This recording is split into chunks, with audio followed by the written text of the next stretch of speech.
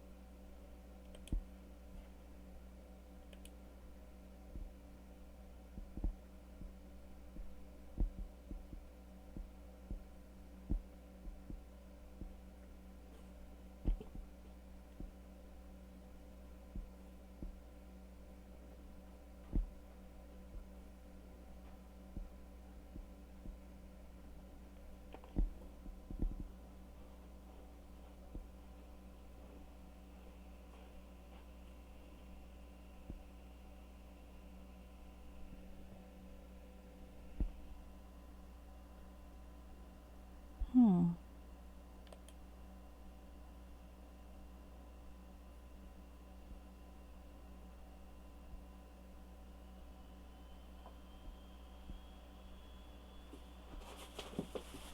Oh. Oh dear. 1 sec. I'm gonna have to go deal with something. Good thing my countdown's on.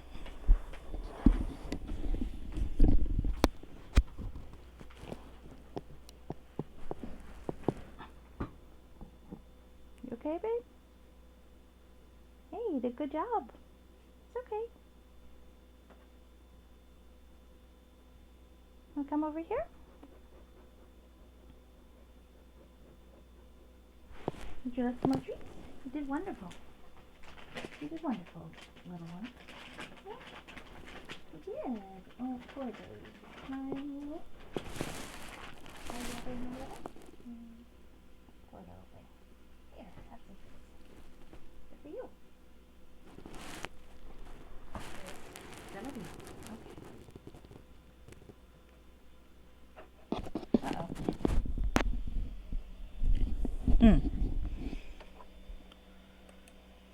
Okay, well.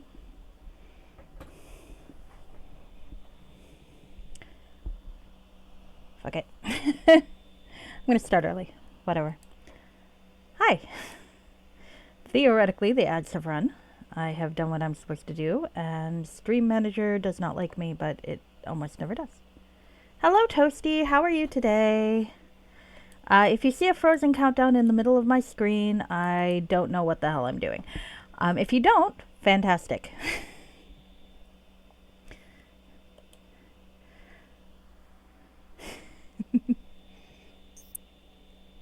So how are the cats, Toasty? Are they getting used to you?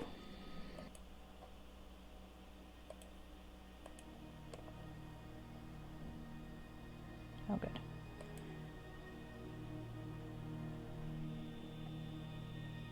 Oh, it's that adjustment period, I think. Oh, I'm sorry to hear that.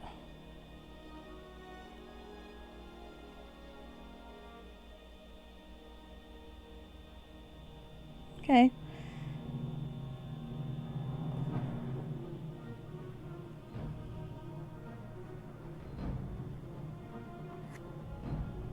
Well, you gotta do what you gotta do, I guess. Yeah, I'm sorry to hear that, but I guess it's better to realize that now.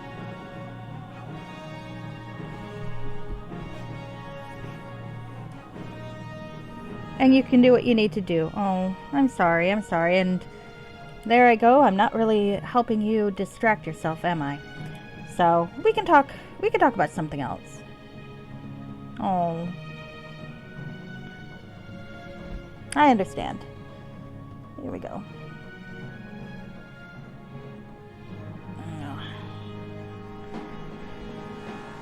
Hi, Leo. How are you? Oh, there I go.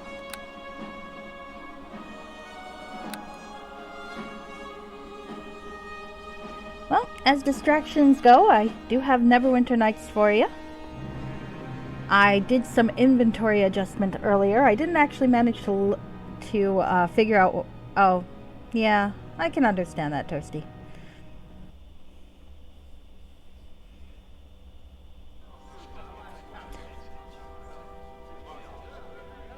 Yes. Hello, Obsessive. How are you?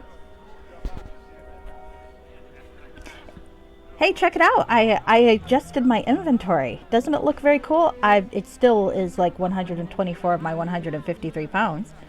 But it's all pretty for the moment. I'm quite proud of it. It is. It's not going to last. It's going to be like this for about 5 minutes until... Yep, full of items I'll never use. I don't know, some of these I might use, like the alcohol. I might use the alcohol. Now, last time I did finish up talking with Arabeth, and got the rest of her backstory. And she gave me a lovely ring, which I'm sure won't come up later in a future context. I'll show you the ring. It apparently belonged to her father, which makes me very sad for her. It's a token of our friendship.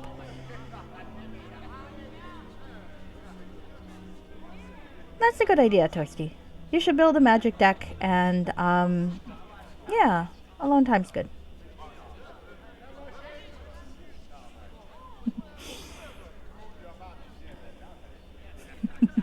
FF14. Oh, my FF14 inventory. I don't want to talk about that. The one thing I wish that they do is have a better glamour system, because I would do every single dungeon for every single outfit if I had a place to put that stuff. But I don't. It always makes me sad.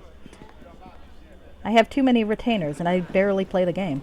Which reminds me, I should probably log in and make sure that my house, I don't lose it.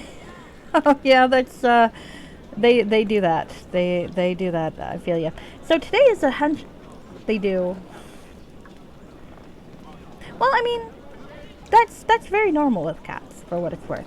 Sometimes you just go into another room, they mew and act like it's a terrible, terrible thing, and then they relax. I didn't know how manipulative my girl was until I had a friend come visit me from out of the country. And because I couldn't get the whole time she was here off, I did have to go to work. And my cat liked to, whenever I would go to work, in my old apartment, was very small, she'd plant herself at the door when I came home, and so she'd be right there, and she'd meow pathetically, so that I would feel terrible about leaving her. Like, she would do that all day. According to my friend, though, when she was staying with me, oh yeah, you need recovery time, that's normal.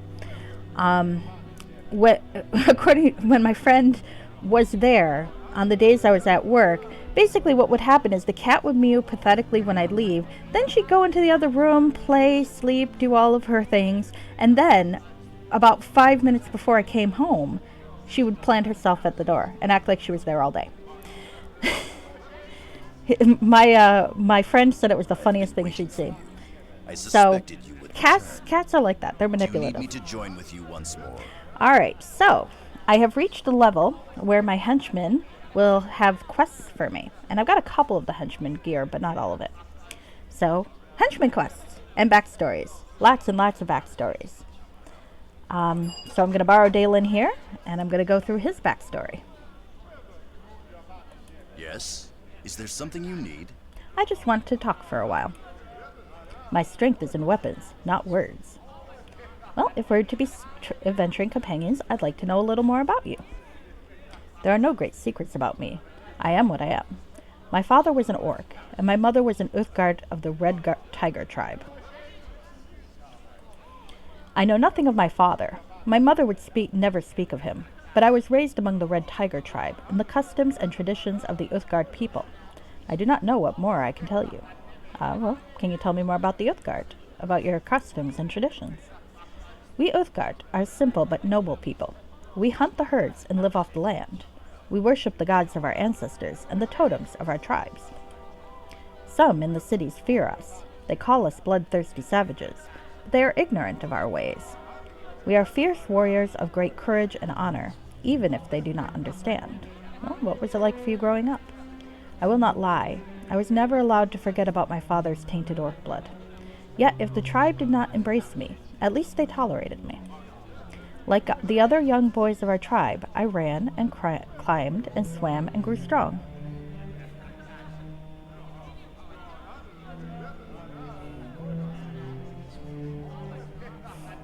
That's a good idea. That's a good idea. Rain sound effects in YouTube videos. Yep, that's the best way to do it. I think some of it's just adjustment, and you know, they'll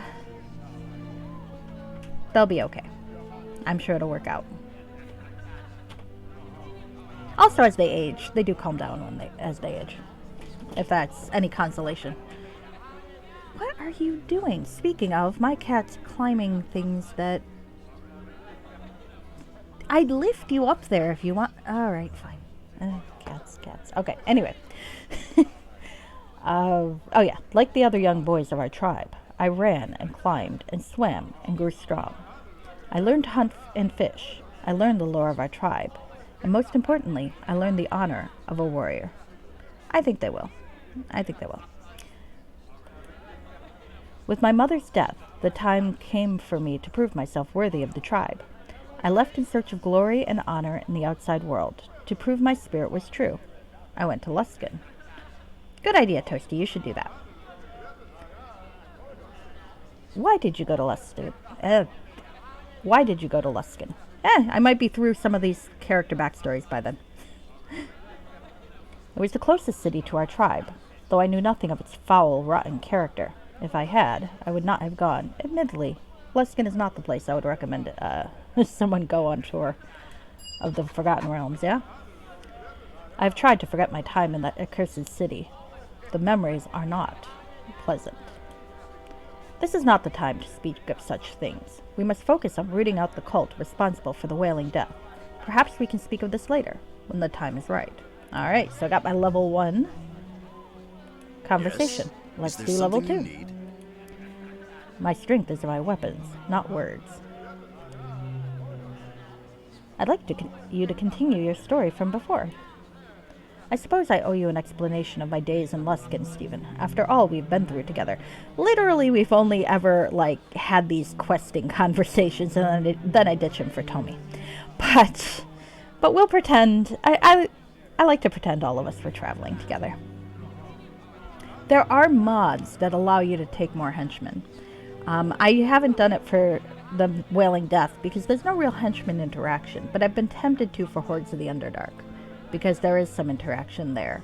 And I've heard that Mask of the Beholder, or Mask of the Betrayer, not Beholder, is really, really good if you can bring all of the characters, because there's only 3, but you can only, or 4, but you could only bring 3 or something like that. I read a Let's Play where the person managed to bring all of them, and it looked like a lot of fun. So, anyway. After all we've been through together. As I told you, I went to Luskan in search of glory and honor, but there is no honor to be found in that wretched city. What happened? At first, I found a warm welcome in Luskan. Half-orcs are accepted there, as nowhere else, and I quickly found work as a soldier, serving one of the high captains rulers of the city. Yeah. It was brutal, bloody work. Soldiers from different factions were always battling in the streets. Many men died by my hand during my weeks there. I killed them because I was paid to kill them, because they served a different master. There's no honor in these battles, only senseless, shameless, shameful Okay, only senseless, shameful death. Well, if you hadn't killed them, they would have killed you. You don't understand. All the killing, all the bloodshed, I liked it. It stirred my soul. Each morning I could taste the coming battles on my tongue. All right, I've got a dirty mind. And feel the rush of combat in my veins. I reveled in the slaughter like an animal, like a beast. It fed the dark taint of my father's orc blood and left a stain on my soul. Thank you, Obsessive. I appreciate that. I do not know how far I would have fallen had fate not intervened and saved me from myself. What do you mean by fate intervening? My fury in battle earned me a promotion, and I was sent to the Luskan flesh markets to guard the slaves in their stockades. Ooh, that's a word set. My first night at the stockades, the guards brought in a new batch of slaves. Among them was an old man, naked and feeble. I recognized the tattoos on his face as the markings of an Uthgard holy man. I did not know him. He was from another tribe, but seeing him brought in, hands shackled behind his back, brought shame crashing down upon me. You helped him escape. First I did nothing. The old man looked at me as he passed, and I saw in his eyes that he knew I was of the Uthgard, and he knew what I had become. Without warning, the old man threw himself at the nearest guard, a foolish gesture of defiance, for he was still shackled and bound. He was knocked to the floor, and the guards began to beat him. My world vanished beneath a veil of blood-red rage. When I came to my senses, I stood bathed in gore. The other guards in the stockade all lay dead by my hand. What about the old man? The old man lay bleeding on the floor, stabbed by one of the guards during the fight. As I crouched over him, I saw his wounds were fatal. He gazed up at me and spoke in a voice choked with blood. Free the others. With my axe, I hacked away the chains of the other slaves in the stockades. Once they had all fled into the night, I returned to the old man's side. God, this dude has a lot of stamina, this old guy. Go, he said with his dying breath. I could do nothing more for him, so I fled before my actions were discovered. I left Luskan that night, a man saved from himself by another's sacrifice. Alright. Don't let this interfere. No, I'm not going to be that. Your father's blood makes you... No. There was nothing about that. I think I'm going to go with 2, because I don't think Stephen would say he did nothing wrong. After all, he was assisting slayers. Kind of lost himself in that temporary acceptance. So I think we'll go with we all have a dark side, and you have faced yours and triumphed over it. I thank you for your words, and I would like to believe you, but I know what I did in Luskan. I know what vile appetites I fed. I cannot deny my father's blood is within me. I can only hope to overcome this blight, so that I may someday prove my spirit worthy of the Uthgard. Only then will my tribe welcome me back. Until then, this is my burden to bear, one of many. What do you mean, one of many? Forgive me. You have been a good friend to listen to my tale, but there are some things I'm not ready to share with you. All right. This is not the time to speak of such things. Blah, blah, blah. Okay. Chapter 3. Yes. Finally, give me Is the there quest, something damn you. need? Quest. I want your quest. Give me your quest. Sorry. I just want to talk for a while. All right. I'd like you to continue your story from before. You have been a true friend to me in the 2 seconds we have interacted. I've been reluctant to speak to you of this, but you did help me recover my mother's brooch. I did do that. Perhaps you can help me with this as well. I was not completely honest with you about the reasons I left my tribe. It is true, I was sent away to prove myself, but there was another reason as well. My mother's death was a violent one. She was brutally slain in a bandit raid on our camp, and I have vowed not to return to my tribe until I avenge her murder. Do you know who killed her? I was out hunting with a band of warriors when the attack came. The raiders hid and waited for us to leave, and then sneaked in with the advantage of numbers. My tribe was outnumbered nearly 2 to 1, but they managed to drive the attackers off. 3 of our warriors fell in the battle, as did my mother. So how are you going to track down the bandit who killed her? Do you remember when I told you of my vision quest? How my mother's brooch would bring me dreams to guide my quest? Last night, I had a dream. My mother's spirit sent me this vision. I am certain of it. In my dream, I saw a terrible axe dripping blood from its notched blade. It was the weapon used to slay her. If I can find the axe, I will know that I have found her killer. You may think me a fool, but I believe I will find that axe. I must. or my mother's spirit will never truly be at peace. I will not abandon the search for the cultists behind the plague. I have pledged my blade to you and yours as long as you need me. But I also vow that I will not rest until I find the axe with the notched blade that slew my mother. Don't worry, we'll find him, and the killer who used it. Thank you. With a friend like you by my side, I have no doubt my mother's death will be avenged. Well, you're not going to be with me when I fight that guy. I'm guaranteeing that, because I need a fucking thief. But at least I got a quest now. Woohoo! Notched axe. I do not have a notched axe yet. But I've still got 1.5 areas to check. So, let's go talk to the creepy guy. I like Grimnaw as a character, but like there is really no reason my paladin would spend any time with that guy. Oh, actually, I have one of the ears. Let me give him the ear. I have Delilah's ear. All right. Thank you. That would be fine. Oh, shoot. I actually wanted to... Oh, shoot. I should have turned it down, huh? That's bad roleplay. Do I care enough to undo that? Nah. I did what I did. Okay. I'll be going. I should have picked the option to turn down the reward, though. Oh, well. Oh, well. It is what it is. Alright, let's talk to Grim now. I have been waiting for you. I suspected you would return. Do you need me to join with you once more? Yes. Then together we shall rain blood and death down upon the world. Such a great concept of a character. Damn it, I really wanted to do that. Nope, I made my mistake and I'm sticking to it. Is there something you need? Alright. I just want to talk for a while. Conversation is one way to pass the time until the Silent Lord comes to claim us. What do you wish to speak about? Well, if I'm going to be traveling together, I'd like to know a little more about you, unfortunately. I am a monk of the Order of the Long Death. I am defined by the customs, tenets, and beliefs of my order. Simply put, I worship death. Understand, I care nothing for the petty gods who squabble over and lay claim to death's portfolio, for I serve death itself, the Silent Lord, who rules us all. Which is probably a kind of a way to hand wave the idea that that Kelemvor at least would not be on board with these guys' general Jirgal doesn't seem like he'd have the patience for that. Of course, you know, Balbane, whoever the fuck had the portfolio in the meantime, would have probably liked it. Okay, tell me more about your order.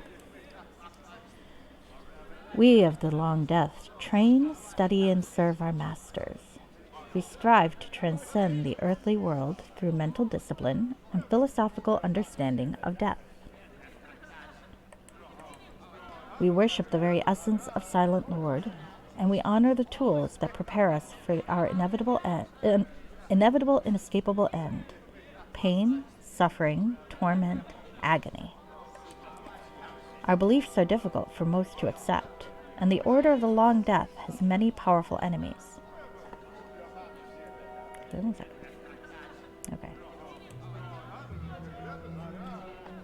What kind of enemies are you talking about? Our embrace of the Silent Lord has brought us into conflict with many who do not understand the beauty of death. Many fear their mortal end. For most, we will simply use pain, anguish, torture, and suffering to release them of this fear. We will prepare them for the cold embrace of the Silent Lord. Yeah, this guy's fucking creepy. But there are some who go to extremes to avoid their fate. They use foul rituals and dark necromancy to deny the Silent Lord that which is his due. You're talking about the undead, right? Liches and zombies and the like? The undead are a foul abomination, a denial of the natural order. We of the Long Death are in constant conflict with necromancers and their minions. That makes a certain appearance in Hordes of the Underdark kind of funny, but oh well. I've seen firsthand the horrors of a war with the undead. What do you mean? This is not the time to speak of such things. We must focus on rooting out the cult responsible for the Wailing death. Perhaps we can speak of this later, when the time is right. Alright, well, I've been Is there something brushed you off. need? Let's see. I want to talk for a while. Let's go with level 2. I'd like you to continue your story from before. Earlier, I mentioned my order's hatred of the abomination that is undeath, and I hinted at my own experience in battling such evil. I am not eager to dredge up those memories, but if we are to stand together, you deserve to hear the tale. We're not going to be standing together, dude. No. Maybe if I weren't myself a heavy hitter of sorts, I might need your presence, but no. No. Alright, anyway, what happened? Shortly after I had come to join the Order of the Long Death, one of my fellow monks returned to the monastery with ill news. He had discovered the lair of a powerful lich. Our service to the Silent Lord demands that we destroy such an affront to death, so we marched forth to destroy the foul creature and end its unholy existence. I myself never faced the lich in battle, but I was one of many assigned the task of destroying the lich's zombies and skeleton servants. Never have I felt such revulsion or terror during a battle. Thought you liked killing and death. There's beauty in death. The exquisite agony of a mangled soldier's screams well up in a glorious crescendo before ending on a single perfect note of eternal silence. The writhing torment of a flailing body is transformed into the magnificent truth of a frozen corpse, forever stilled. But when a corpse is not still, when the dead continue to shamble and stumble forward in a gross caricature of living flesh, where is death's beauty then? You're sick, man. I didn't realize you were so squeamish. My order killed scores of zombies in the crypt that day.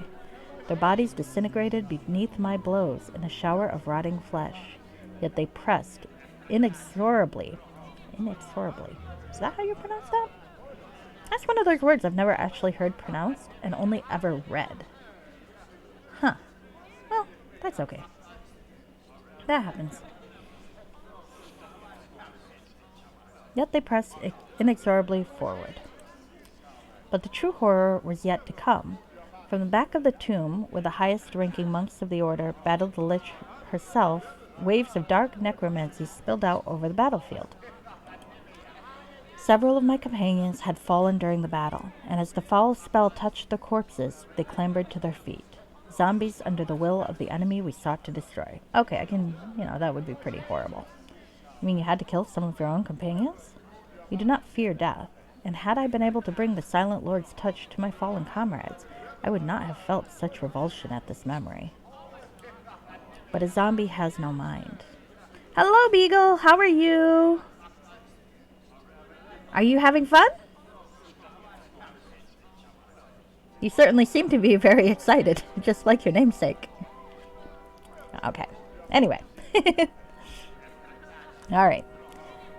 But a zombie has no mind. It feels nothing. The pain that purifies and prepares us for death has no effect on such creatures. The understanding that comes during the moment of death is forever denied to such creatures. Glad to hear it. Sorry, that was not a response to Grimnow. That was a response to the chat. I destroyed the animated lumps of flesh that were once my brothers and sisters in the Order, but I could not truly kill them. The undead can never be granted such release. What about the Lich? The Lich was destroyed, as were all its minions. We burned its lair, setting fire to the crypt so that the dark magic might be cleansed from a sacred place of death. But even though we were ultimately victorious, the cost was terrible. The horror of the battle haunts me still, as does the fate of my fallen brothers and sisters from the Order. I don't want to be a dick. That's kind of callous. I'm sorry for what happened to the other monks of your Order, Grimnow. I thank you for your words, though I doubt you truly understand. You bring death and destruction, but you do not understand it as we of the Long Death. Thank fucking God for that. Ooh, apple pie cider. That sounds good. And sushi. I am envious. I love sushi very much. So, I want to have some sushi. Sadly, the sushi place does not deliver at 10:33 p.m. So I will have to get sushi a different time. I do not think a 24-hour sushi place would have much success where I live. Though, maybe if I lived back in my university days, it totally would have. Oh, anyway. That was like a shit ton of years ago, so I should stop reminiscing. Alright. The horror of what happened to my brothers and sisters is too terrible to comprehend, but I have vowed to free them from the torment of their undeath. How do you plan to do that? You are a servant of the Silent Lord. You bring death and pain to the world. Yet even so, you are not a member of the Long Death. My order has secrets that I am not ready to share with you. Now is not the time to speak of such things. We must focus on rooting out the cult responsible for the Wailing Death. Perhaps we can speak of this later, when the time is right. Alright, well,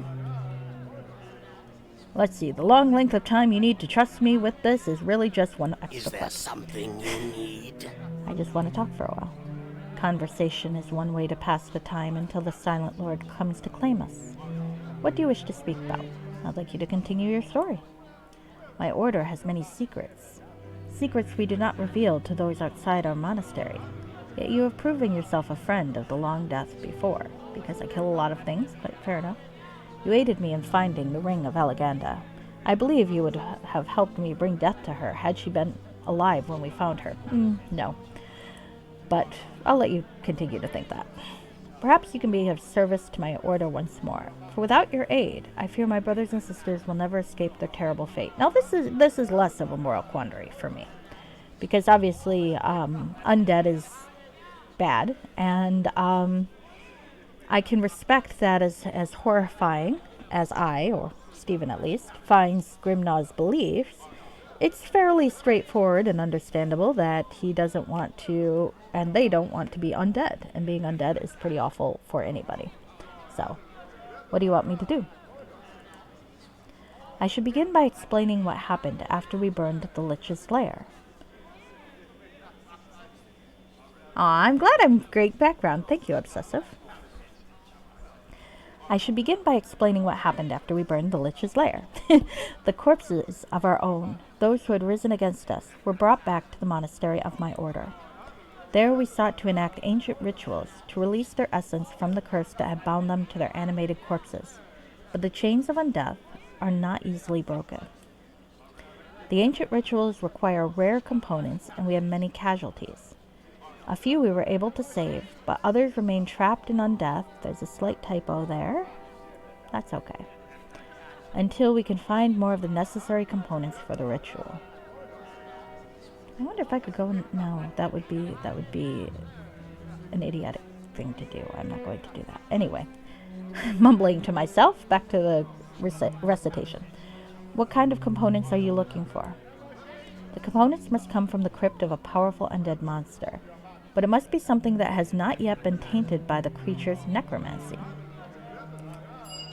For example, we would require the preserved hand from an inanimate corpse within a mummy's crypt. Only the power of such an item can release the essence of my brothers and sisters into the grasp of the Silent Lord. I will not abandon the search for the cultists behind the plague. I have pledged to aid you in destroying those who release the foul taint of the Wailing Death. But during our mission, I will not give up my search for the mummified hand of an inanimated corpse that can release my brethren from undeath.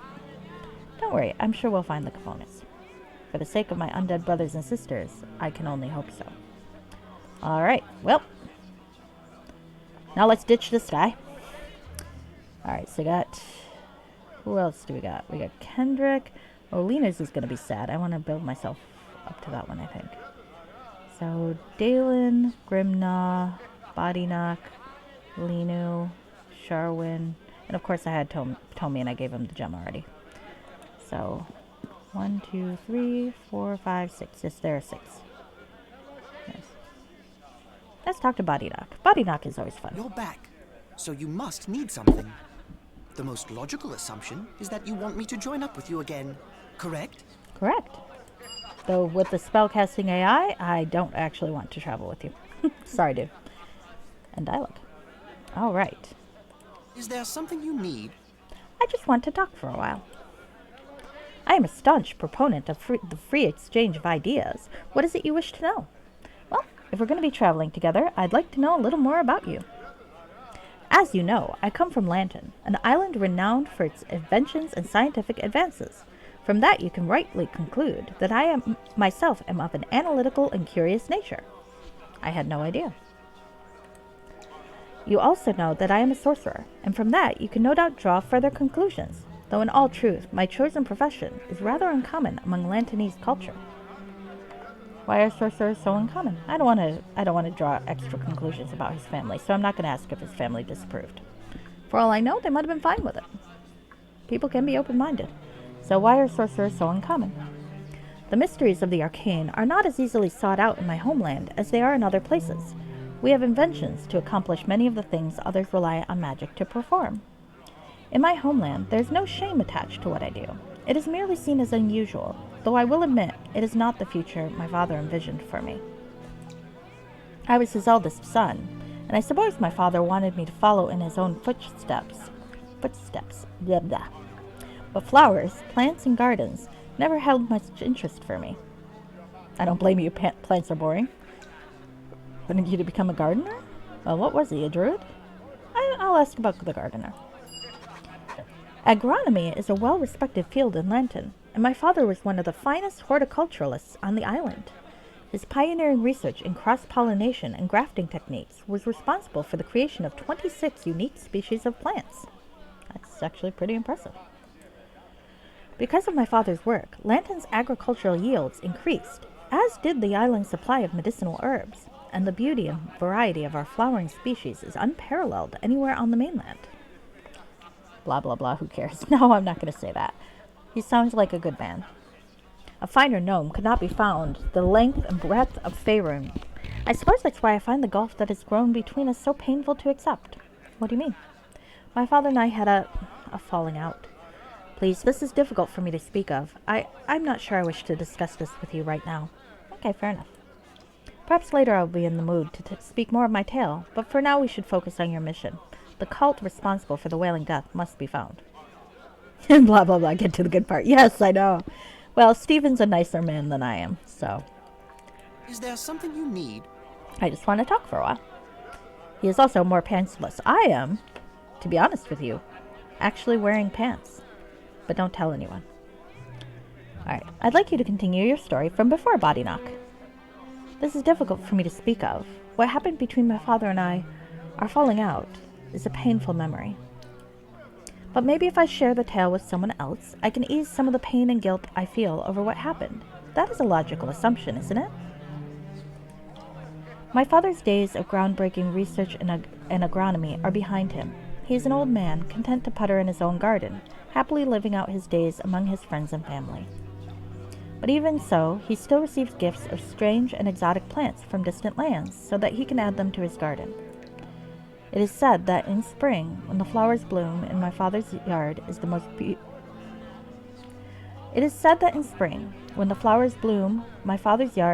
beautiful place on Lantern. It is truly his pride and joy. Oh dear, did you destroy his garden? I wish that had been the only consequences of my actions. My father asked me to tend his garden for a few weeks while he went to visit a friend on the other side of the island. Everything went well the first week.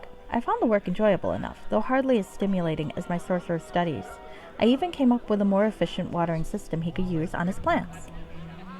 But in the second week, I noticed the beginning of a rotweed infestation. Well, I mean, it's not your fault. Gardens do get weeds. I did not blame myself for the rotweed, only in how I handled the infestation. Uh-oh. Rotweed is a vile, noxious, crawling vine with a foul, pungent odor. Unchecked, it will overrun any garden in a matter of weeks, choking the life from every other plant. Even worse, the roots release a powerful toxin into the earth, poisoning the soil so nothing else will grow on the land for years. And like most unwanted garden guests, rotweed is virtually impossible to kill. What did you do? The only way to deal with rotweed is through fire directly applied to the vines. If you can make the fire hot enough, the flames will be absorbed into the plant and burn down to the root, killing the weed. I still remember my father as a child, using oil and torches to destroy rotweed infestation. It was long and difficult work, for the vine is resistant to fire, and it is difficult to make the flames hot enough to wither the roots. However, I had no such worries. I went out to the garden that morning. The infestation had only just begun, and I had a secret weapon. After all, I was a sorcerer. Oh no. With visions of how pleased my father would be at the efficiency of my methods, I approached the weed and unleashed a burning hand spell directly at the vine. But something went wrong. I made the mistake of approaching the problem without all the necessary data. My actions were logical in the context of my knowledge, but I was operating under a fatally flawed assumption. There was a reason my father used oil and torches to eliminate the infestation, rather than sending for the local mage. Magical fire destroys rotweed, but the intense heat causes the plant to violently explode. The vine burst, spewing out molten sap that ignited everything it touched. The roots ignited in the earth, and columns of flames erupted from the soil, raining blazing bits of vegetation down all around me. Were you hurt? Miraculously, I was unharmed by the conflagration, though the entire garden was soon ablaze, as was my father's house, and the houses of our neighbors on either side. Oh no. No one was injured, and for that I am grateful. By the time the fire brigade doused the flames, all 3 houses were ruined, and my father's prize-winning garden was nothing but ash. I like this bit of dialogue. You're supposed to look after a garden, and instead you torch 3 houses into ash? That's hilarious. It is, but I'm not going to be mean. It was an accident. You were only trying to help. It may have been an accident, but that does nothing to mitigate the cost of the terrible tragedy. My father is a wealthy man, so he did not begrudge me the compensation he had to pay for his neighbors or the cost of replacing his own home, but his garden was utterly destroyed, and for that he has never forgiven me. Maybe, another slight typo there. As I said before, the only reason I point out typos now is not to be mean to the game, because people put a lot of work into it and mistakes happen. It's so that when I encounter typos in fan-made modules, I don't become a dick about it. Because if there can be typos in a game that has been through quite a lot of revision and review, then there can definitely be typos in a game that's only done by one person. I say that every time, because I always feel bad for pointing out typos, because I'm kind of annoying that way. Please, I don't wish to discuss this any longer. The memory is too painful. Okay, poor guy. Perhaps later I will be in the mood to speak more of my tale, but for now we should focus on the mission. The cult responsible for the Wailing deaths must be found. Alright. Back to talking one more time. I think I can make him very happy, because I found something that sounds like it might appeal to him. And what the hell is that bending over? Okay. That idle animation makes me laugh every single time. It's like, I guess if I had to wear that much metal on me, I would need to stretch a lot too. But it's just very funny to see. Alright. I just want to talk. I am a staunch proponent of the free exchange of ideas. What is it you wish to know? I'd like you to continue your story. The pain of what happened with my father and how I destroyed the garden he has spent a lifetime cultivating is a very personal pain. But you have proven yourself to be a good friend. After all, it was you who helped me find the leavened bread. I suppose it is only logical to expect that you might be able to help me with my father as well. What is it that you want me to do? I know I can never replace the many varieties of plants and flowers that were once in my father's garden. But perhaps if I can make a grand gesture, he will find it in his heart to forgive me. Throughout my father's life, there has been one flower that he has longed to see more than any other, and one which he has never been able to acquire. Among the great library of Lantern, there are accounts of the prism blossom, a living, growing flower whose petals are said to change color and reflect light as though they were made of crystal. So why don't you get him one of these? The account of the flower occurs in only one text, the travel diary of an explorer who died several centuries ago after returning from a journey to the north. No one has ever been able to locate this rare flower or its gleaming crystal seeds, though many have spent a lifetime searching for it.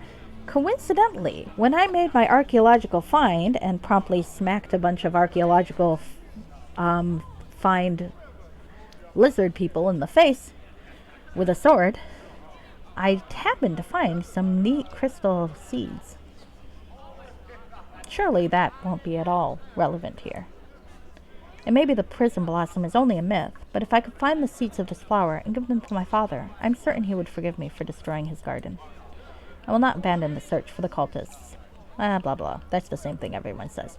But a part of me is hoping that in our journey we will be lucky enough to stumble across the crystalline seeds of the prism blossom. Well, I have some strange seeds here. Are these what you're looking for? I know you've given me this very long speech in anticipation of a very emotional quest that we can go on together and bond, but I just happen to have found these seeds already. Are they the right ones? Let me see. Yes! These seeds do seem to be made of glass, and their shape and size are consistent with the accounts in the travel diary. You have done it! When I present these to my father, he is certain to forgive me. Thank you, but I'm afraid the only reward I have to give is my thanks. Not really, I mean, that ring you gave me, it looks like you just boosted it up a little bit, so I'm going to go see what it does when I'm done here. The reward you offer is greater than you know. Or great, that and a couple of coppers will get me a mug of warm air.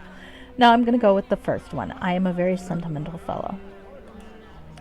Although I have no reward to repay you, there may be some benefit for you in aiding me in this quest. Lantanese artifacts draw their energy from the thrill of discovery and the wonder of exploration. This remarkable discovery may have augmented the powers of the ring I gave you earlier. Oh, well. In any case, I thank you once again, but I will not leave your side yet. Only after we have located the cult behind the Wailing Death will I return to my homeland and present these seeds to my father. Well, that's very kind of you. All right. Sharwin I do not have anything for, but... I suspected you'd show up here soon. I'm glad to see I was right. So, shall we join up once more? Sure. Good, let's go. I am putting off the last one because it's going to be sad. Because I do have that, and I'm pretty sure I know what it means. But I don't have Sharwin, so let's talk to Sharwin. Yes. Is there something you need? I just want to talk for a while. Talk? About what? Well, if we're to be companions, I'd like to know a little more about you. Mine is no great tale. If you like, I could tell you of my beginnings as a bard. How about telling me how you became so beautiful? No, I'm already in love with somebody else. So I will say yes, tell me about that.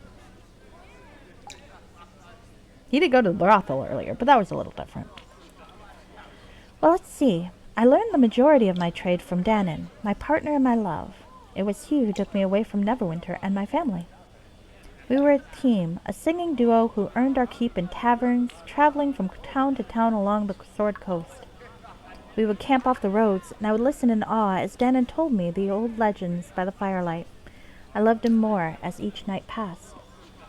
You didn't tell me this was some awful love story. It couldn't have been all so idyllic. No, I'll just ask. So why aren't you with him now? An excellent question. At the time, I didn't think anything could separate us. He was my first, you see. My belief in our love was absolute. Oh dear. It turned out that those times were the best. I should have cherished them more, for things were quickly about to get much worse. The fateful day came when we crossed into Amn in the south. We received a rather sudden and unexpected invitation to sing before one of the wealthiest courts in Athkatla. Athkatla. That's a hard one to say. This was bad news. Well, Danon was positive that our long months of playing in taverns had caught someone's attention, that we were being rewarded. He was overjoyed. Myself, I was hesitant. I was not so sure of our abilities, so questioning the motives behind the invitation was far easier. I urged Danon to ignore the invitation, but naturally he would have none of it. It was the beginning of the end for us, really, though I did not know it. Perhaps it's a story I shall tell you some time. Well, I'll hold you to that promise. I didn't promise anything. Perhaps I'll tell you about it. Perhaps not. We shall see. Come, let us adventure more. It will lift my spirits some, I think. All right, well, let's ask her again. Yes? Is there something you need? I just want to talk for a while. Talk about what? I'd like you to continue your story from before. I had just mentioned the invitation from Athkatla, hadn't I? Yes, that's right. We went, though I had a sense of foreboding the entire way. The city of Coin lived up to its name. It was a golden, bustling place that rivaled even the great Waterdeep. The palace we arrived at was larger than any building I had ever seen. Dannon assured me that we would find our fortunes there, and for a while I thought he might be right. We were to play before the fabulously wealthy Lord and Lady Oneris, and everything seemed well. What went wrong then? Nothing went wrong at first. Dan and I were pampered and prepared for our performance, and it went off without any problem. We sang in a great hall before several hundred nobles. It still takes my breath away to think about it, and the applause for our duet was thunderous. I remember being exhilarated and pleased, as Dannon was. It was then that the Lord and Lady Oneris came to greet us in person. Lord Oneris was a fat and simple man who seemed bored. The lady, however, she was an exotic beauty, violet eyes, elfin features, an astounding gown. Every man watched as she passed. Well, I can say you're not exactly a hobgoblin. I don't think she was asking for that sort of response, though. Oh, that does sound bad. I'll be neutral. Did you ask why they invited you? Of course I asked why we were invited. Lady Oneris ignored me and fawned over Dannon, saying how she had spotted him in a lovely tavern in Baragos and had wanted to meet him. I had been in Baragos too, of course, but I was completely ignored. She cooed over Dannon, and he was flushed with pleasure at the attention. He agreed readily to a year-long contract to perform. Of course I was not happy about it. Dannon called me later and assured me there was nothing to worry about. Nothing could have been further from the truth. Oldest story in the book. He left you for the lady then? Why did you stand for it? I'll go with 3. Why did you stand for it? You think I didn't fight for Dannon? Of course I did. Things weren't exactly as they seemed, however. That is a tale I'll continue at another time. I tire of thinking about Dannon. Let's do something else. All right, so let's ask her the next question. Yes? Is there something you need? I just want to talk for a while. Talk about what? I'd like you to continue your story from before. Very well. I had already told you we met the Lady Oneris, correct? That she'd fawned all over Dannon, but he'd assured me there was nothing to fear. Well, we were bound by contract now to perform. So we did. We did so well, too. It was not long before we were the toast of Akatla, praised by the Lord and Lady Oneris at every turn. Nobles showered us with attention and gifts at every turn. Everyone wanted us to perform for them next. I was a bit dazzled by it all, but also concerned. Lady Oneris continued to lavish attention on Dannon. She called him to private performances without me, and he was spellbound, despite my effort to distract him. You should have challenged her. Were they having an affair? And why didn't you leave him? Oh, why didn't you leave him? Leave him? I couldn't conceive of such a thing. He was my world, and the longer I spent without him, the lonelier I felt. Desperate and angry, I accused Dannon of succumbing to her lust. He denied it angrily, and I believed him. Almost. So what did you do? It's starting to sound like a Reddit post. Alright, after one of our largest concerts, I followed Dannon as he left the stage. I used what magic I knew to disguise myself, avoiding the servants, keeping pace with him. I felt terribly guilty for the deception, hoping against hope that my suspicions were for naught. Of course, I was disappointed. I watched invisibly as Dannon made his rendezvous with Lady Oneris, laying fevered kisses upon her and saying how every minute they were apart was excruciating to him. I would have killed him if I were you. I don't think Stephen's that sort. You should have left. Why did they bother to keep it a secret from you? Well, I mean, they were married. I don't want to be judgy, though. I guess I'll go with the why did they bother to keep it a secret. Don't be foolish. They weren't keeping it a secret from me. They were keeping it a secret from Lord Oneris. He likely couldn't have cared less, but appearances had to be maintained. In my shock, I must have dropped my spell, for the Lady Oneris spotted me. She didn't care. She only laughed lightly and pointed me out to Dannon. He merely looked at me and smiled. I merely stood there dumbfounded as Dannon called me a foolish little girl. Pathetic even. Not only did he prefer Lady Oneris, but he had never loved me. I fled, their mocking laughter ringing in my ears. I fled them, and I fled Akatla, and I've never been back. I would cheat on you, I'd be so dramatic. I would never treat you like that. I'll go with the simple, that's horrible, Cheryl. Yes, I was devastated. I had left the security of my family to make Dannon my world, and it had crumbled around me. As I said, however, things were not as they seemed. I found out much later that Lady Oneris' beauty was the result of an enchantment, a glamour. She has spellbound Danon in the literal sense. I have also discovered that a lock of Nymph's hair will break her spell. Danon will be released, and her glamour will end. She will revert to her natural appearance, old and fat, so I hear. Would you take him back now that you know? No, the hurt was too real, even if the glamour wasn't. At some level, I would always blame him for not being strong enough. It doesn't matter. Everyone should be allowed their little illusions, perhaps. I admit that it would give me some small satisfaction to remove her spell once and for all. All it will take is finding that nymph's hair. One day, perhaps, I shall discover some. Well, are you sure this revenge will be so satisfying? Well, we'll find us some. I believe you. Doesn't matter. We have more important things to do. Okay. Oh no, I was thinking, well, we had a nymph's hair in chapter 1, but that was a dryad, not a nymph. Different thing. I was just mixed up.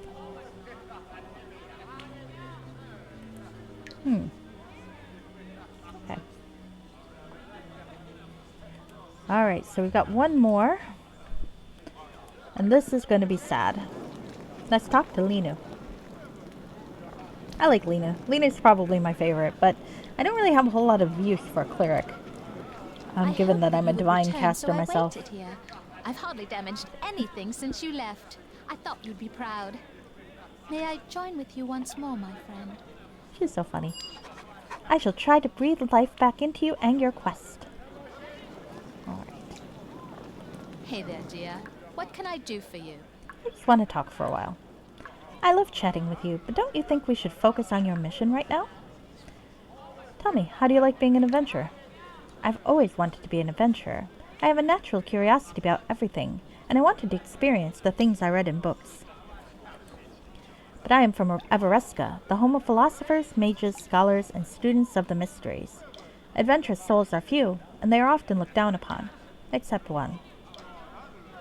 Oh, where's that? Synth Lanerel, oh dear, was a handsome, charismatic, intelligent, adventurous archaeologist. And I'm noticing that Linu Lanerel has the same last name as Synth Lanerel. This is important because I kinda found something that's relevant. He was respected within Everesca and other intellectual circles in places like Waterdeep. He was considered the most eligible bachelor in Everesca. I've got the option of saying your husband and you managed to hook him? Well, I'm not going to nag the poor woman. Your husband. Actually, I didn't like him at first. I was reading a text on the ancient race one night in the temple library. The author was writing about his adventures, seeking lost relics in exotic, dangerous locales. I slammed the book on the table, calling the author a lying, pompous fool. Another elf was sitting on a chair near me with his face in a book. He asked me what I was reading. I told him the name of the book, and he laughed. In my youthful arrogance, I went on to list the large numbers of errors in the author's logic. Was it really that bad? When I finished, he began to refute every point I had made. It was, I quickly discovered, Synth Lanerel. When I realized the mistake I made, I screamed and ran from the room. Oh dear. Despite my blundering, I must have made an impression on him, for he pursued me from that day on. Eventually he won my heart, though only through an act that almost cost him his life. Oh no. What did he do? Let us not talk about such things right now. We must hunt down the cult responsible for the Wailing death.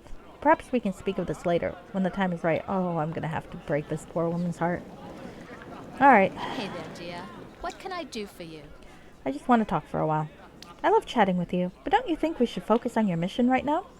I'd like you to tell me more of your story. You want to know how Synth won my heart? I guess I could tell you about it. I couldn't face Synth since our embarrassing encounter. I had decided never to be near him again. Easier said than done when dealing with a daring adventurer. One night, he scaled the 10-story wall of my parents' home and climbed in through the window. 10-story wall? Your parents must be rich, and I'm not going to say that. I'm going to ask what happened. As he began to quietly serenade me, I sat bolt upright in bed and opened my mouth to scream. Okay, that is a little creepy if he's in a bedroom. He jumped towards me to quiet me, but I didn't know it was him, so I brought my foot up and kicked him in the jaw. He stumbled backwards out onto the balcony. Oh dear. Okay, well this serves him right. I leapt up to continue my attack, but when I got to the balcony, I saw his face in the moonlight.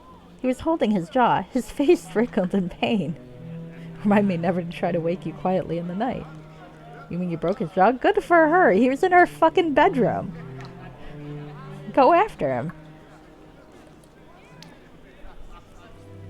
I just bruised him, but it must have hurt a lot, because when I realized what I was done, I moved to help him, and he must have thought I was attacking again.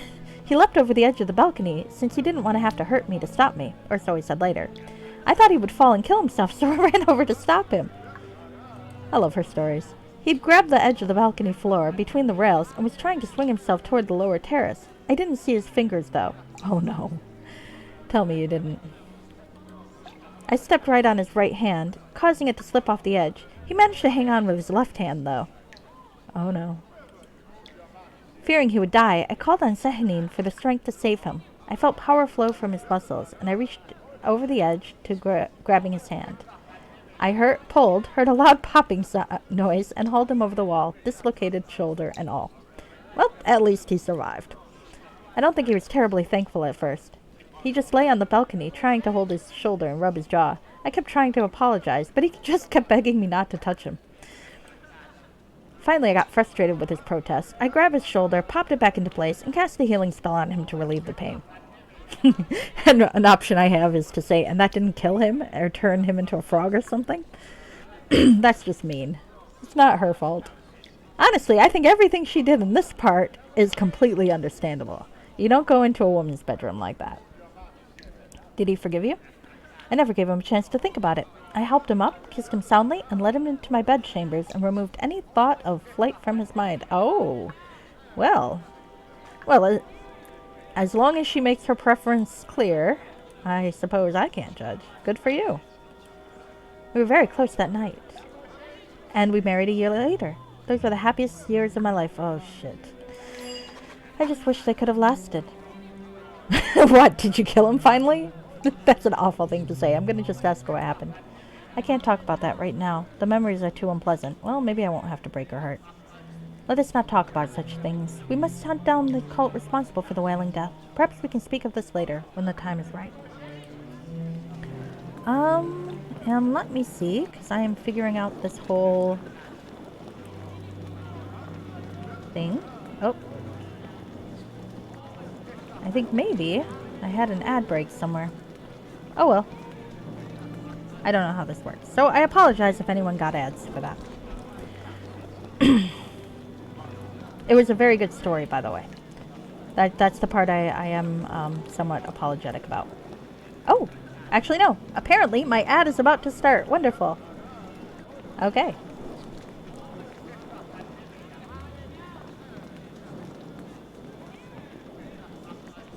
I have no idea how any of this works, as you well know. Or maybe it's not about to start? I'm confused.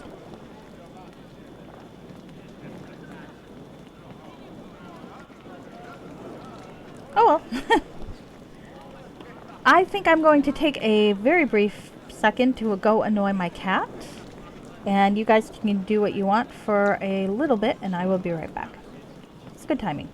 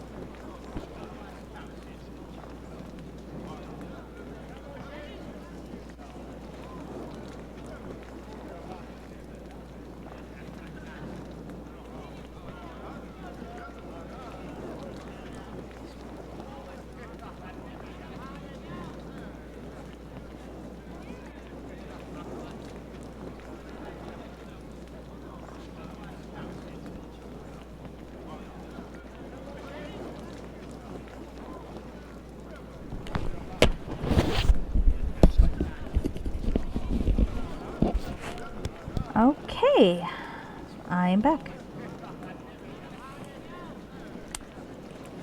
Sorry about that. My cat is now officially annoyed. It's so much fun to annoy a cat.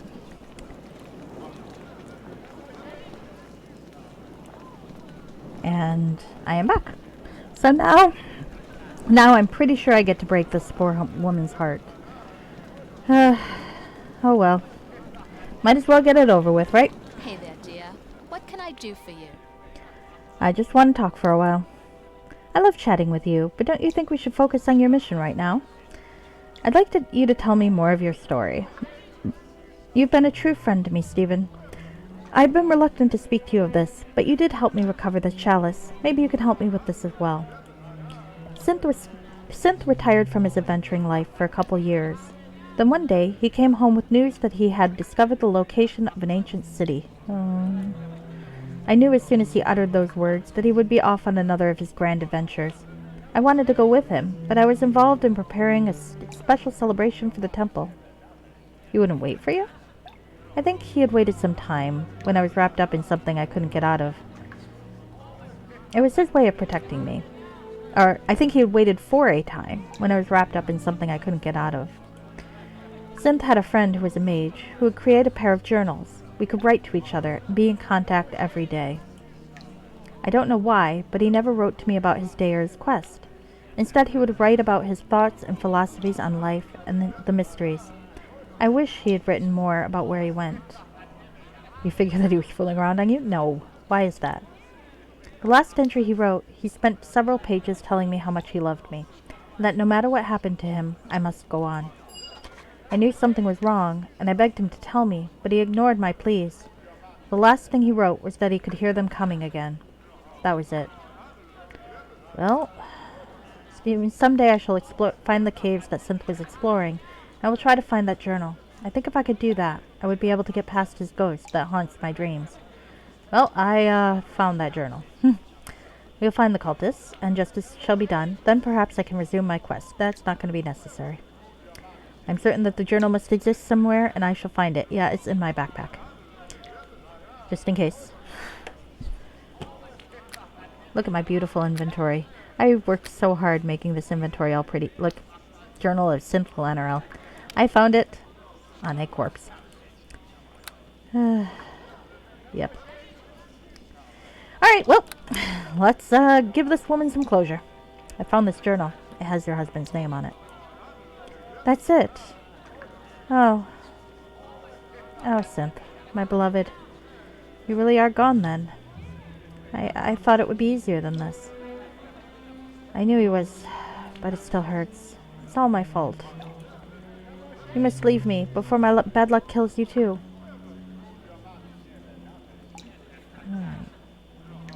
Don't you back out of me. I'm not going to quit whining. That's awful. No, I'm not going to... No, I got a choice. It wasn't your fault. That's a simple one. And that one's... must be strong and go on. I think I'm just going to tell her it's not her fault. And I'm not going to leave. Oh, I wish that I could believe. Oh, I don't know what I wish. I need some time. But thank you for your words. Thank you. You've proven to be a good, true friend once again. My heart will heal in time. I must tell you something. As our friendship grows, so will the power of the pendant I gave you. I think that you will find that it is stronger now than it was before. Well, that's a wonderful gift. Thank you. It is little in comparison for what you've done for me, but I do appreciate it. And you have my friendship and admiration as well. Aww. I feel bad for this poor lady. She's so nice. They wanted to... I don't think I can do that. Sorry. Oh, that's alright. I didn't need to be healed. I just clicked that by accident because I wasn't paying attention. I figured they'd drag your carcass back here eventually. You need me to come with you again? Yeah, I need a can opener, and Lena needs some time to process. So, okay. Well, I have gone through henchman dialogue, and I've gotten henchman quests. So now I can just figure out the way fucking out of here again, which I think is over there. Yeah, over there. And I can go back to the eastern part of the Neverwinter Wood.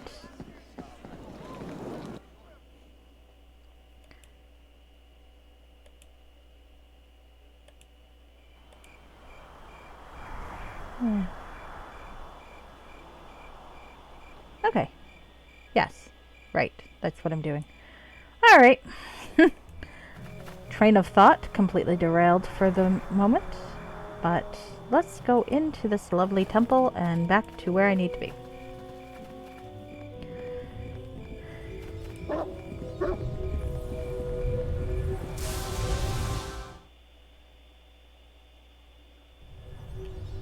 Yeah, I love the different tone aspects of these quests. Though it's like one, we get a fairly light-hearted story where we get a gem for a thief, and another one we have to get a widow a fucking journal, or the dude, the axe that killed his mother, etc. and so forth. Oh well. Getting back to the good part. Pay 150 gold. Yes. All right. Well, I'm pretty sure I got all of these. Ongoing tales. I've got 3 henchman tales left to go. I still got the bounty hunt. I don't think I'm going to find anything more in this direction. Werewolf hunter, which I know where the next one is for that. 5 tomes of Ilmasker, though. Alright. I had fire and death are in Charwood. Life is going to be up north. Ice I got and returned, and resonance is going to be deep in the woods, so I got to keep an eye out for the tome of resonance. That'll be good. Charwood journal, I should return to Erebeth, but I'm not going to do that yet. Or actually no, I think I did give it to Erebeth, though. I need corroborating proof. Serpent's gems, I got the one from Wenev. One's to the north, and okay, so I gotta keep an eye out for a Sitara of Neverwinter Wood. Spirit of the Wood. And I've got to find a dude named Owl, and that's up north, and I'm not going north yet. So I know what quests I have to go. Let's go adventuring, yeah? Yeah. All right.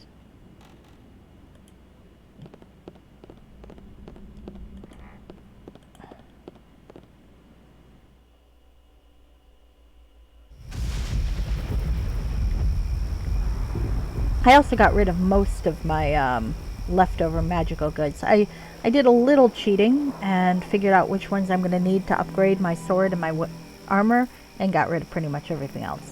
Because, I mean, if I really wanted extra money or the like, I could make some of the other cool weapons and armor, but I don't know, Steven's not the sort, and I'm not patient enough for that bullshit.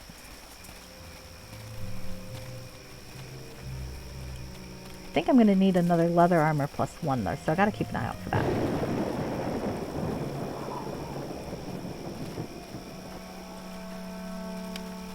Nothing special about this object. Alright.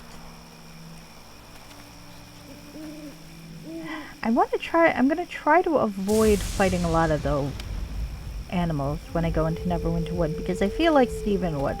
He is aware that there is some sort of spell affecting the animals, so I don't think he would want to kill them.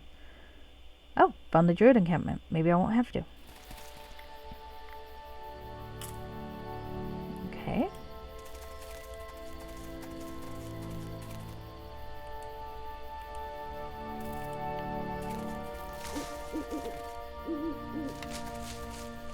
Well, I see something glowing over there. Some rubble. Look into.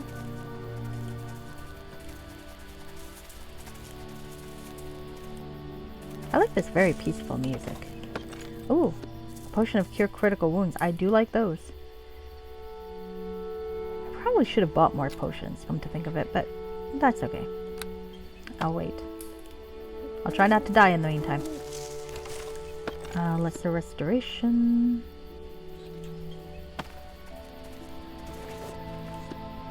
Look at how pretty this is. I really should sort my potions, perhaps, but I'm too lazy to do that. Hello, Mr. Crappy! My character might be scared of the backlash from PETA. You could be right about that. How are you today? I was having fun watching you commit vehicular crimes. Oh, and you know what? I didn't give shoutouts to anybody, and I should do that. So I want to give shoutouts to everybody, basically, who who streams and has spoken. It blocked out Crappy. That's hilarious. Oh, my phone is so fucking stupid. I'm delighted. Yes, I did enjoy. So, I will do a shout out. Well, Obsessive was here first. So oh, hello, Alamat. So, I'm going to do the formal shout out for Obsessive because he's here. Now, don't follow Obsessive. He doesn't want it. Though you should totally follow him because he doesn't want it. Alamat, do you stream? I don't remember if I've seen your stream if you do. I do apologize if you do and I didn't. But everyone should watch Obsessive streams. He does retro stuff and it's very fun. He's going through all the NES games in order, alphabetically. And honestly, some of them are really exhausting, but some of them are pretty cool to watch. And then you should also watch Mr. Crappy. I think you probably do already, but he does a lot of vehicular crimes. Not yet? Well, you know, if you ever decide to do it, we'll definitely watch. Oh, awesome. Awesome. Scrolling up. Bearded Beagle is another really good retro streamer, and he's definitely worth watching. I don't think Toasty streams yet, but and I'm not sure if Leo does, but you should also watch them if they do because they are fun. Alright, now I'm going to go back to hunting these runes and finding some deer and hopefully not getting attacked by them. Because as he said, PETA is probably a scary group even in this setting. Personally, I'm pro animal rights, but you know, I'm pro animal rights without, you know, like doing crazy things. Also, I do eat meat, to be fair. I don't wear fur, but honestly, I can't afford fur, so it's never really been an ethical question for me. Now, if I ever make enough to afford fur and I don't buy fur, then we can officially say that it's a moral stance. But it's kind of like going, well, I don't believe in diamonds because of the blood diamond thing, which is a completely fair ethical stance to take. But if I say that, I mean, it's also weighted with the knowledge that I can't afford diamonds. So it's not like the ethical choice is going to come up for me anytime soon.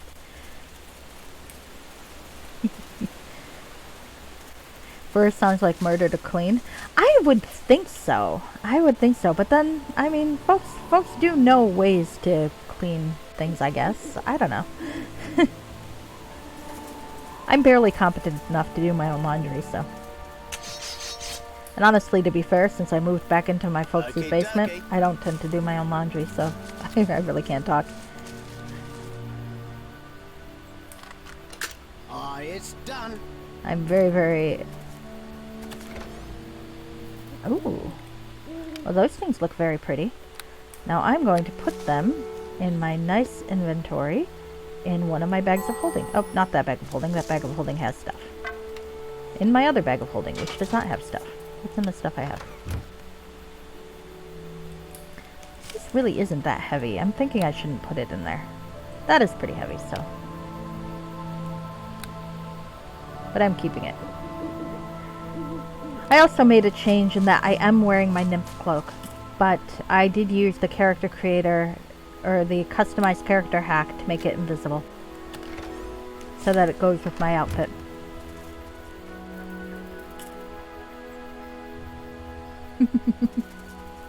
Well, it's good. It's good to be sure about that sort of thing, I guess. For the record, I don't mind being whispered at myself, as long as you know, people aren't being weird or creepy about it. But I've been lucky. I've never really had to deal with a lot of weird, creepy people. Well, weird people, but weird in a good way. That's a completely different thing.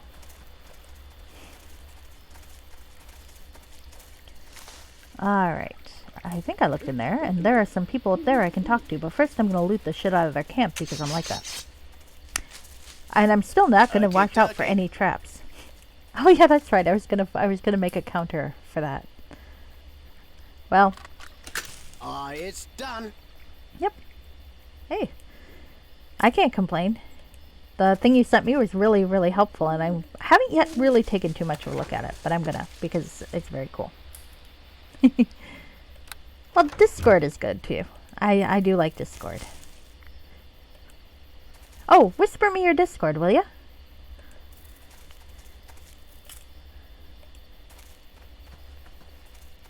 So I don't think you had it publicly, for reasons I completely understand, but awesome, awesome. I don't have a Discord myself, I just hang out in other people's Discord.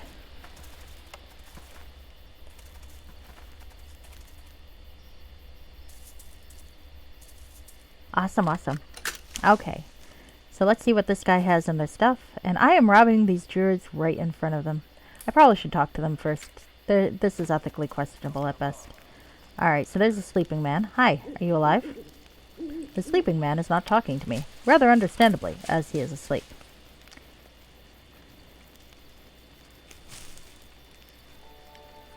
Ooh, cool, cool. I will completely forget to do live announcements probably, but I appreciate having the opportunity to do so. Oh, let's talk to this guy named Jenken. Hello. There's a really immature part of me that wants his last name to be Pon, so it's Jenken Pon. I think that would be really funny, but again, I am also remarkably immature. Oh, okay, yes, here we go. Oh, thank you, thank you. All right. Hello there, good sir. How can old Jenkin be of help to you? Old? I mean, from your picture, you're like 50 or 5. Not that old, but okay. Tell me about yourself. I doubt you'd be very interested in me. Not too much to tell, but I guess I could share a bit. I'm a druid, and have been a member of this grove for about 14 years now. I used to be the second in command around here. But I got tired of the responsibility, so I decided to focus instead on my fighting skills. I am now defender of the second circle of the grove. Aren't you a little old to be fighting for a living? No. How does that work? Jer, the very serious young woman over there, meets with druids who want to either join or improve their standing in the circle of druids. She organizes challenge fights between the druid seeking improvement and the defender of the appropriate circle. Oh, very cool. Very cool. I'll keep that in mind, Mr. Crappy. She organizes challenge... Oh, yeah. I just read that. Anyway, this is actually part of a quest that you can do if you're a druid, but only if you're a druid. And that is, you can do a druid grudge match for status, which actually sounds quite fun. I like that I don't have to worry about the details anymore. I just have to fight. When I was younger, they used to mean full frontal assault. Now I have more wisdom, and I fight like a wolf. Snap in and out, never leaving myself open. Not that animals in this wood are fighting with intelligence, but that's another subject entirely. Do you have questions you'd like to ask about anything else? What's wrong with the animals? The animals have attacked people who step foot anywhere in the wood, near the wood. I believe there is something wrong with the spirit. Capital S, spirit. Some druids have been sent to investigate the matter, but they haven't returned yet. You should speak to Awil. Awil? If you want to help. Well, let's see. AA and Aaron is Aaron. But there's no R, so Owl. I guess Owl. Well, it's kind of like... I have a feeling it's kind of like me pronouncing Welsh type names is kind of like watching poor Andrew Lincoln try to say the word Carl in 7 seasons, or 8 or 10 or however many seasons of The Walking Dead he was actually on the show. I think 9. And that was always quite fun. Poor guy. Why did they give the British man a son named Carl? I mean, I know it's in the comics, but they really could have changed the name. Once it became really obvious he couldn't say the name, which was pretty obvious by episode 1, then they could have just named him something different. Alright, anyway. Sorry, tangent aside. Awil, I'm gonna go with that for now, is the archdruid of this grove. He makes all the major decisions, and usually has more accurate information than the rest of us. Is there anything else I can help you with? Can I challenge you? Druids may challenge each other for admission. Druids may challenge for admittance to the grove. Talk to Jer if you want more details about it. Who's in charge here? Okay, well, Awil is the archdruid. He has been here even longer than I have, though I still remember when he was much farther down the chain of command. He has definitely earned his place of respect. He's looking into the attacks by the animals of the woods right now. Is there anything else I can help you with? No, I've asked you everything. Take care, friend. May nature guide your path through life.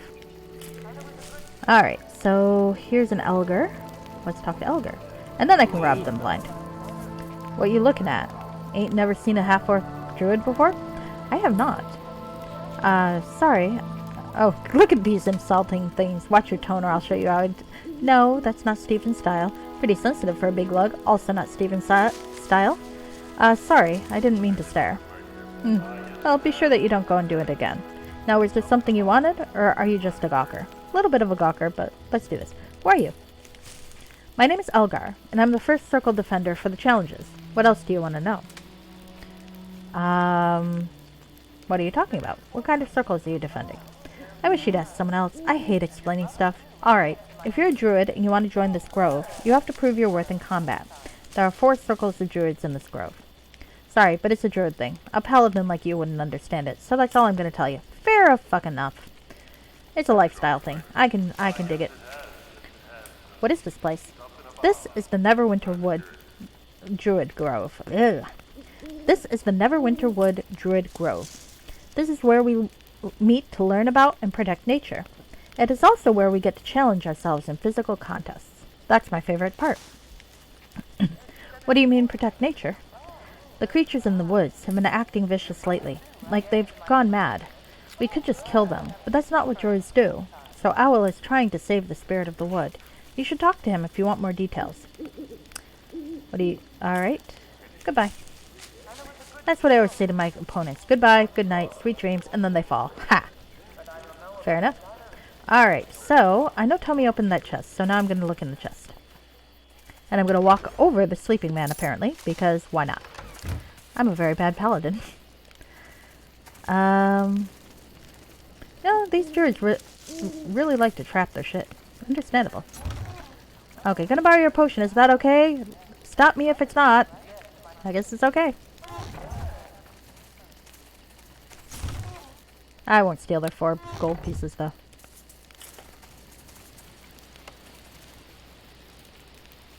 Hey, is it okay if my follower opens your big chest here? Yeah? Okay, cool. It's done. Oh, that is cool. The Greek alphabet version of the hype emote. Nice.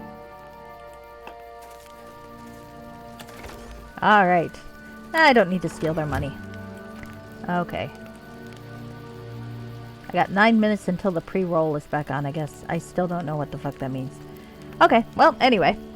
If you get ads soon, I apologize. We're not doing anything interesting, though. So, let me know. Alright. Oh, there's the Archdruid. 16 gold. Well, actually, you know, this is starting to add up. Maybe I will start stealing their gold. Oh, okay. When you first click on a stream. That makes sense. Thank you for the explanation. I think Plunge told me to. Poor Plunge. He tries to explain everything to me and I just kind of stare blankly at him. It's awful. Alright. Gonna borrow your potion of Owl's wisdom. Is that okay, dude? Yes, thank you. And your topaz. Can I borrow your money? You guys don't really need money out here, do you? You've never accepted affiliates, so you're guessing? Ah, fair enough. I wish I were as cool as you. Nah, I sold out. But I have no idea what I'm doing, so it's like I'm the worst example of selling out. Hey, this guy's kinda hot. Let's see. Hello, attractive druid man. Can I flirt with you? Probably not. They never let me flirt with anybody. Who are you? I am the Archdruid Owl, and you are Stephen Lyons. How do you know that? The wind stole your name from your lips and carried it to the trees, who whispered it to me. Oh, you're one of those.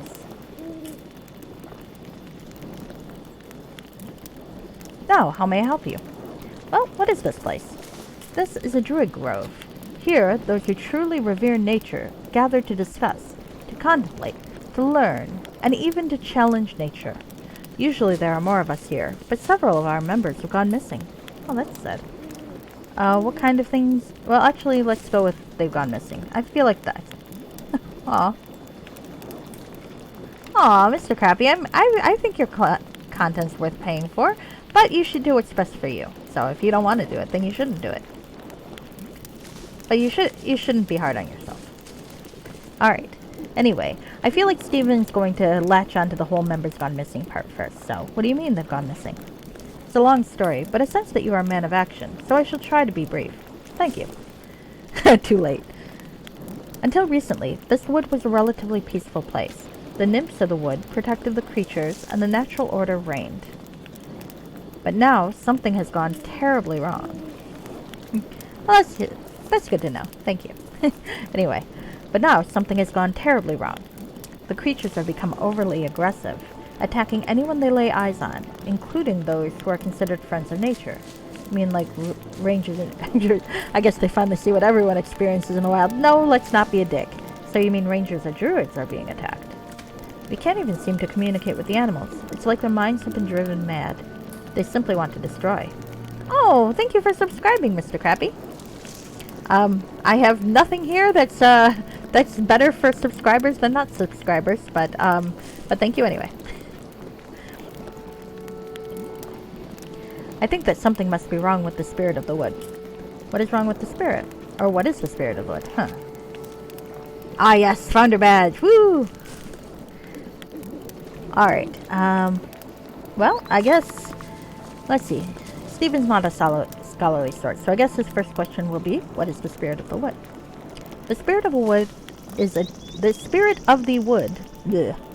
a difficult concept to explain.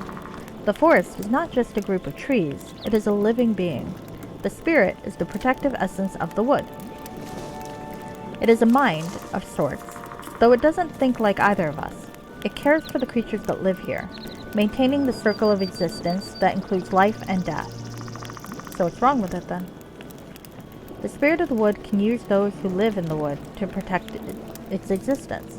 Now it is attacking even those who would be its protectors. Hype, hype, hype.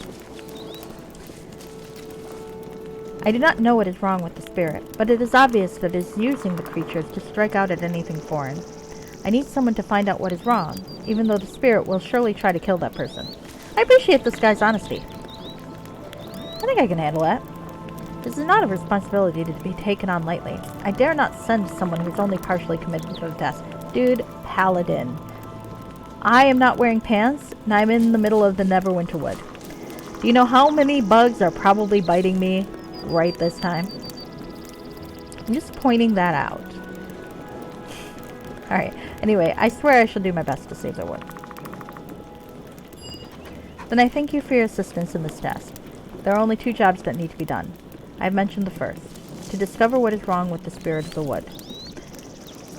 The second is to find the missing druids. As the druids were on the same mission as you, it is possible that they may be able to provide you with information that you need to complete your primary task. If you can help me save the spirit, I can pay you 500 GP. For each of the druids you rescue, I will pay you 300 GP. Okay. That seems reasonable. That's a lot of money. What are the names of the missing druids? I see that you do indeed have proper instincts for this job. The missing druids include Orlain, Bree, and Terrari. Okay, where were they last seen? They entered the deep woods, and that is the last anyone has seen of them. Nothing more is known about their location. Alright, well that's all I need. Sylvanas goes with you, my child. Alright, can I look in your box now? Oh yeah, I already stole from your box. Okay. There's a crate over here. I'm gonna go look in your crate now, okay? And there's some other people. Alright. You know what? I'm gonna take your fucking money. What are you gonna do with money? Yes! Use it to get all the better tables. I am pro using shit like that for cooler shit. That's a lot of occasions of the word shit in one sentence. Hello there. My name is Henna. May I guide you along nature's path today? Sure. Only if it leads to a city. I can't stand nature. Alright, why don't I just ask if I can ask her some questions? What questions would you like answered? What is happening around here? The biggest problem we face right now is the trouble with the spirit of the wood. Anyone traveling near or through the woods is in danger right now. No one is exactly sure what is going on. I would imagine that Owl, the Archdruid, would know more about it. The most I know is just a rumor. You should speak to him if you want to know the facts. What kind of rumors? Missing druids, evil spirits, angry gods, you name it. People have speculated about it. None of it is worth repeating. What do you do around here? I'm the defender for the third circle of the Grove. I also act as a counselor for troubled minds, so can we send you to go talk to Arabeth? Because I think she needs help. What sort of counselor? Just as I needed guidance in the past, so too do others. I try to assist them when they have difficulties. What kind of people have guided you? There have been many, including Owl, the Archdruid, and Jer, Owl's second in command. There have been others as well, but that's really none of your concern. Why are you so uptight? No, I'm not going to ask that. Is that what you meant by... Wow, I got a lot of really dickish responses to this poor woman, setting some boundaries. Okay, I'm just going to say fine. Maybe you can answer some other questions. What questions would you like answered?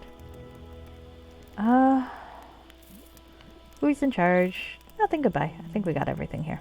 Be careful. There's always danger and the potential for tragedy on the paths you walk. Alright, let's talk to Welcar. Pleased to see you. Hello there, stranger. Ah, it's one of the clones. I thought we escaped them when we left Neverwinter. Welcome to the Grove. My name is Welcar, and who might you be? My name is Stephen Linus. It is a pleasure to meet you. It is a pleasure to meet you too, especially since this week has been going so well. Just recently, I won a very important challenge. What challenge was this? I just became the defender of the fourth circle of the Grove. What does that mean? If a druid comes to the Grove and wants to join, then he or she must talk to Jer into setting up a challenge with the defender of the fourth circle. If the challenger wins, he or she is allowed to join the fourth circle. Jer has just recently promoted me to defender. And so how'd you do it? It's a long story. I wouldn't want to bore you with it. No, really. I like to hear people's stories. Believe me, I've been listening to everybody's stories. Trust me. Well, I guess I could. Here goes. About a year ago, I came to this grove hoping that I could join the druids here. I talked to Owl, he's the archdruid here, who told me to talk to Jer. Jer is the druid in charge of testing new recruits. And what did she say? Jer told me that the test was to challenge another druid to combat in the pit. I thought I was ready, naturally, so I asked her to set it up. She told me that she didn't think I was ready, but I wanted to impress her. I was teleported into the pit, and we started to fight, and this other druid cast a spell that made my mind go hazy, and the next thing I knew, I was laying on the ground back up here. I was humiliated, but Jer told me to get back up and improve myself. So then what happened? I trained for 11 months, watching others fight in the pit. I would question Jer about different styles that I saw. She's very knowledgeable. I learned a lot, and finally I was ready. I challenged again, and this time I won. Now I am the defender of the fourth circle. Jer said that I learned combat techniques very quickly, and the best way for me to learn more was to become the defender. I think Jer is so wise. Okay, tell me more about Jer. She's beautiful and bright. She has this commanding presence that just makes you want to jump up and make something of yourself. I think she's the best. If you work hard to improve yourself, she will always encourage you. I think this guy's a little bit in love. It's a nice outfit. That's really all I know about her. She commands the respect of the other druids around here, and she's the second in command to Owl. It is her job to organize the challenges. Okay, I'd like to ask you some other questions. Okay, what's going on? The biggest news right now is the way that the creatures in the wood have started to attack everyone. I don't even leave the grove anymore. Some say that the spirit of the wood has gone mad, and it is driving the other creatures mad too. I'm not really sure what's happening, since I've been stuck here in the grove for the past month. You talk to Owl. Okay. Goodbye. Alright. There's a couple more people to talk to, which is probably going to be a little repetitive at this point, but who knows? They might have a new quest for me, so I can't quite resist. I'm going to actually wander around here for a bit, though, and see if I can fill out my map. I dislike having empty spots in my map. No empty spots. No empty spots. Oh, wyvern. You Oh, must help me. I've already lost a fellow ranger to the animals in this place. He lies just down the southern path. I know that name.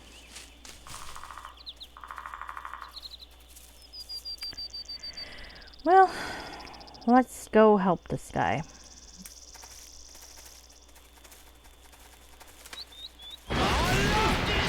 Seems another fool has taken my bait. Kill them all, my creatures.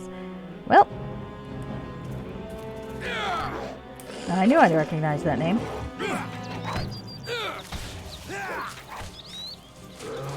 Hey now, don't kill Tommy. There we go. I love this part! Now gonna knock the ranger over, 'cause I killed his stupid animal. How come he gets to summon two, and when I play ranger I can only summon one? That's unfair. I surrender. I surrender. Okay. Well, you know, I didn't spare Delilah, but okay. Let's see. Alright.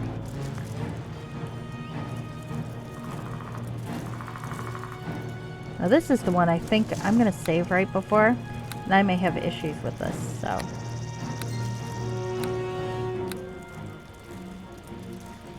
And by issues, I mean arguments. We'll get to that, though.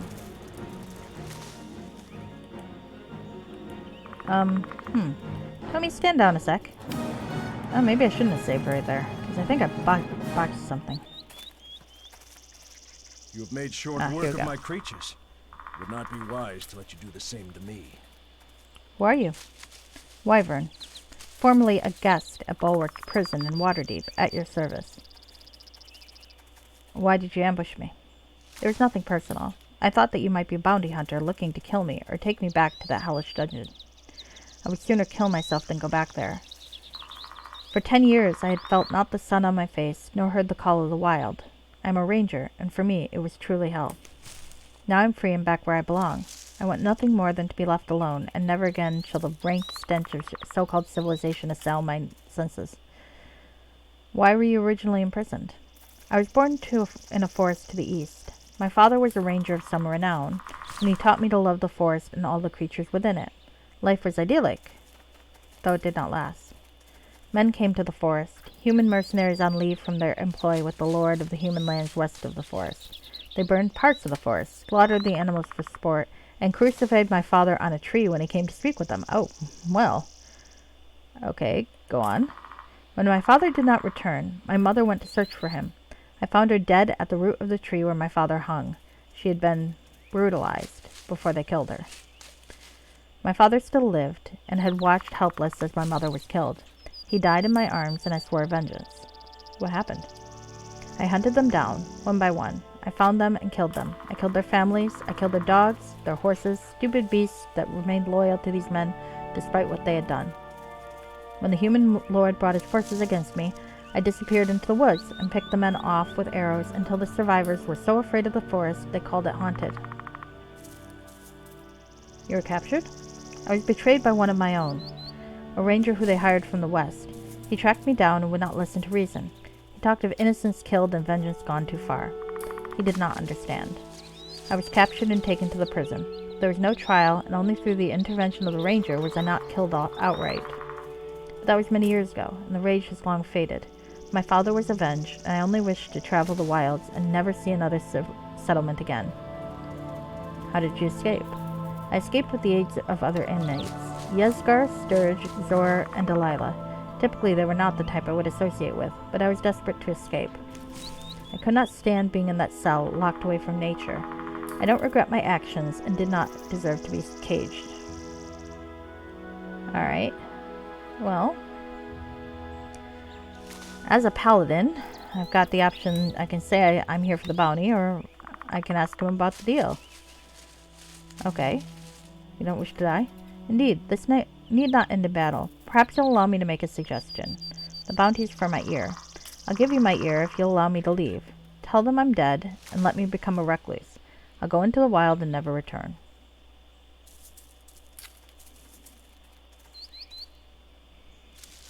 I do feel like this guy is not a career criminal the way the others are. Like, malevolent hatred. Like, Delilah was an actual assassin, and I felt kind of guilty killing her. So, I think I'm going to go with, I'm going to agree with him.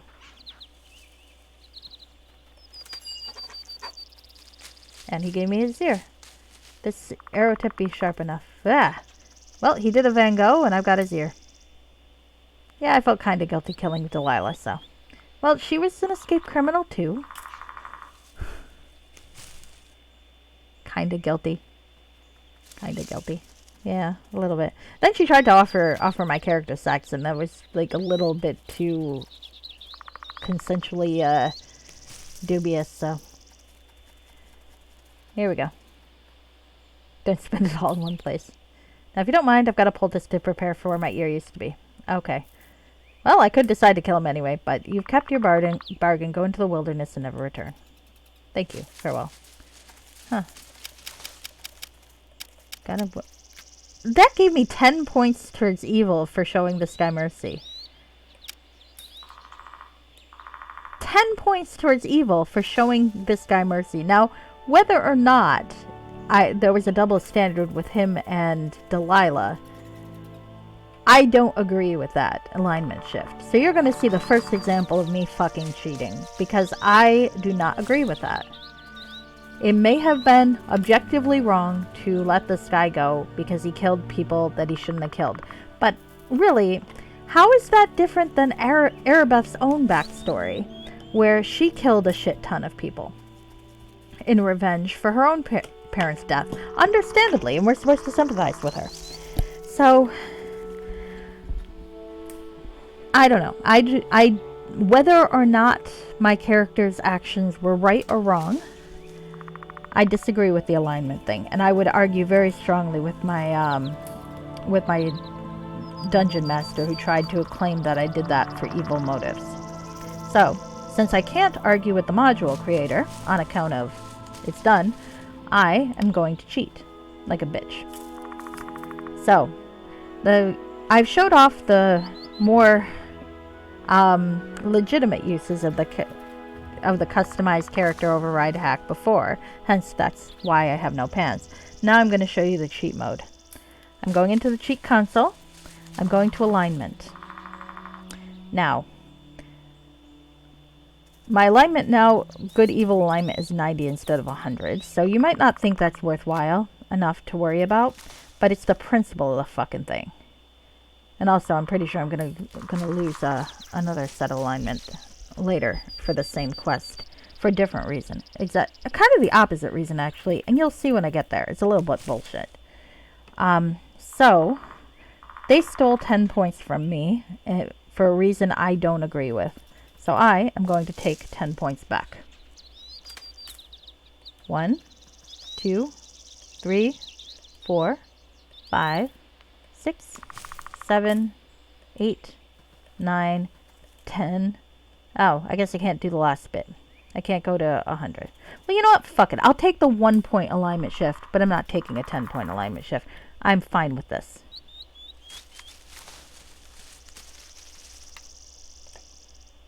Fine. I'll accept that. You can also do other things, like level up and down, give or take gold, add or remove feats or skill points, properties, etc. Remove some flags. It's a total cheat fest here. But I had one purpose with it, and I've done it. Well, I'm explaining it. I don't need to justify it to myself. I'm just explaining it. So, here we go. It is done. I have cheated. And I am fine with that.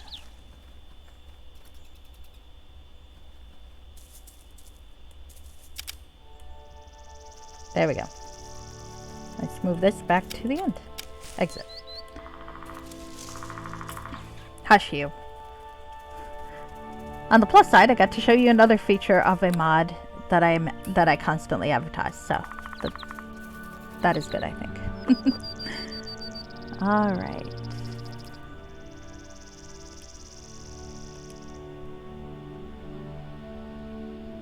Oh.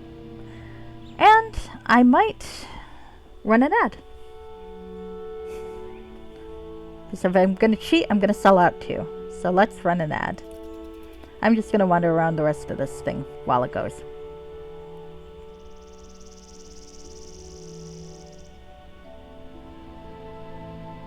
Okay.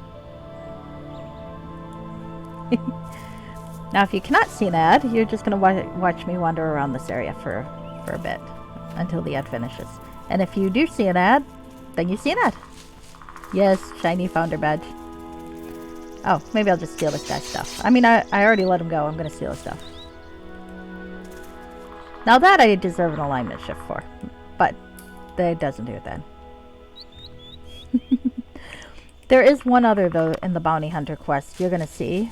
It's kind of the exact opposite, but there's another way to get evil points that, if I'm not mistaken, I'm gonna do.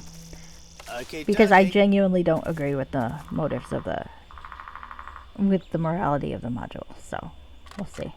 It's done. But you know how it is. You don't see an ad, yay! Alright, alright. I have spared this guy's life, taken his ear, and taken his money. Now, you know, I would not have been upset if they'd given me a chaotic shift for that. Because I think that would have been completely justified. Lawfully, I should bring the guy in. So, not bringing him in, chaotic. But I do not agree that showing the guy mercy is evil.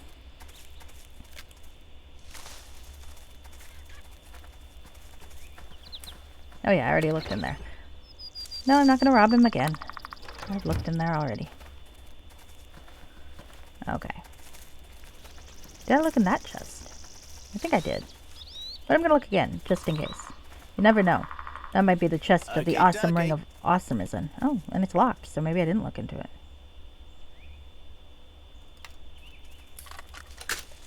It's done. Yeah, it does. Lesser spell mantle. Alright. Oh, actually, yes. I should get that. The Lantanese ring +3. It's charisma bonus +3, regeneration +1. Would I have taken the hit then? Well, if I'd taken him up on it, yes, because that's what Delilah tried to do before, and I didn't accept. But that was because Delilah was an assassin, whereas this guy was more of a crime of passion, so...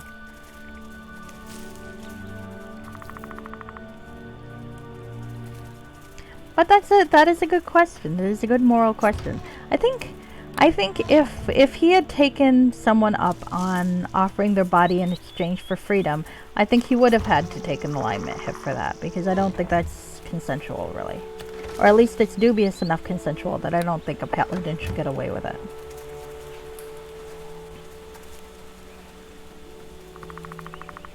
Now we're talking all comparative ethics, which is an interesting topic. Alright. Yep, ad is done. Phew. Okay.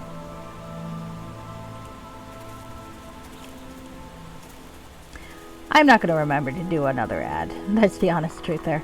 Okay, there's a fellow named, or a lady named Jer over here that I haven't talked to, and a fellow named Dragon. So let's talk to Jer first.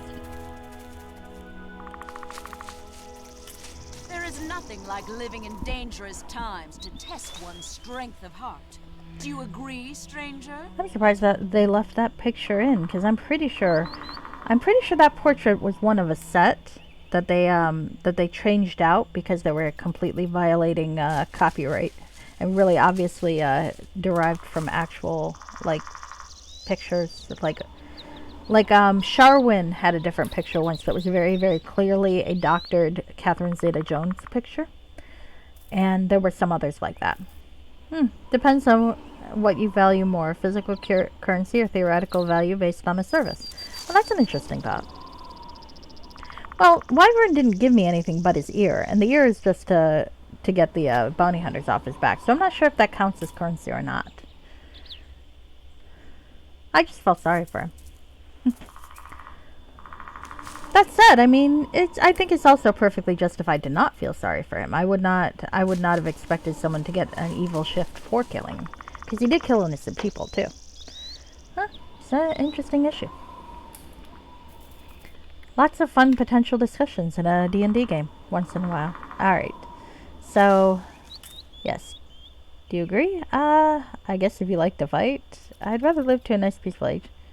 I don't really like any of these. I guess I'll go with the first one. Excellent. I will buy you a drink later when I'm not on duty. Of course, in defense of nature, I'm always on duty. Ha! Well, I guess she just turned down my flirting. That wasn't an attempt to flirt, but okay. Oh, what's been going on around here? Right now, the latest fight facing us is with the spirit of the wood.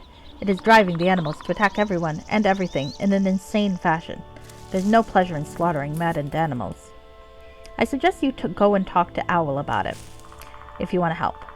He's in charge of the investigation. I have enough to do around here. So what do? I am in charge of the Druid Circle challenges. When a Druid wants to become a member of our circle, he or she must challenge one of our members to gain entry into the first circle. Can I challenge one? While I respect your desire, only a Druid may challenge and become a member. If you were to learn the ways of the Druid in return, then you could prove yourself. So, technically speaking, if I were to go on my next level, get a level of Druid, which I don't think I can do, because I think you need to have neutral somewhere in your alignment to pull that off. But if I guess I could use the cheat. I could use the Cameron's cheat code, switch my alignment to neutral, and then de-level myself and re-level myself as a Druid, and I'd be able to take the quest. However, I'm only willing to cheat under certain circumstances, which you saw. You saw the circumstances under which I'm willing to cheat. They are no longer theoretical. But it's not that. I hear you have a contract with the great Druid Owl. Very well. Good luck to thee. Oh, I thought I could question you about shit. No? Are you a dwarf Druid? That's kind of cool. Dwarven Druids are rare. The few who choose this path can be quite intimidating. Reminds me of the Druid monk in Neverwinter Nights 2. Technically speaking, if you're actually like min-maxing and interested in the strongest party possible, you should keep him a fighter. But to be honest with you, I could never not make him a monk. I'm not very good at that. It's like, he wanted it so badly. I want him to show that he can do it. Okay, anyway, now we're in the deep woods. And this is going to get tricky because I really don't want to kill animals. No, not killing animals. Come on, follow me. We are not going to kill these animals. Okay, We might have to kill these animals, but we're going to try not to kill these animals. Get away from my tree, you must die. Fuck. No, don't kill me. Okay, this tree seems to pulse as if it were sentient. Okay. I don't really want to fight these creatures. I also don't want to die to these creatures, but right now it's not really that bad. Let's go look in the pile of stones. Tell me, please try not to fight these creatures. Oh. Unless they're directly attacking you, don't hurt them. We know that they're under mind control. This is going to be the one time I'm going to try to actually do the main quest before doing the side quests, which goes against my nature, but I don't want to kill these things. When I know it's not their fault, I really don't want to kill these things. I just kind of want to walk past them. And loot their stuff. Hello. No. Stop trying to kill the dire boar, please. Yes, I know. I can free them from their mind control with murder, but I'm actually trying not to do that. Okay. Okay. Oh, Tommy might need to defend himself, though. Alright, well, you can defend yourself if you want, but... Oh, there's a headstone. What does the headstone say? Poor Tommy. Alright, fine. I guess I gotta let him defend himself. Here lies Ken, beloved of Henna, one with the spirit. Oh, we met Henna. That's sad. Alright. No, I guess I gotta try to save him. Nope. Alright, well, he's not here anymore. I'm gonna walk past him. Poor Tommy. I let him die again. PETA would be proud of me, though. Alright, well, until I need something unlocked, I'm not going to worry about it. I'm just going to try not to kill these creatures. Alright, do I want to go across or do I want to go up? I'm going to go up. For now. Do not attack me. I don't want to attack you. You seem like nice people normally. Yes, you can try to attack me if you want. Oops. This may not work very well, but we're going to give it a shot.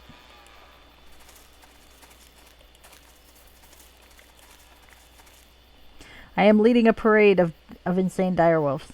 Or dire boars, sorry, not dire wolves. I think boars are actually scarier than wolves. I remember seeing a pig. No, the cartoons don't tell you how big fucking pigs are. Holy shit. Like, domesticated pigs are fucking gigantic.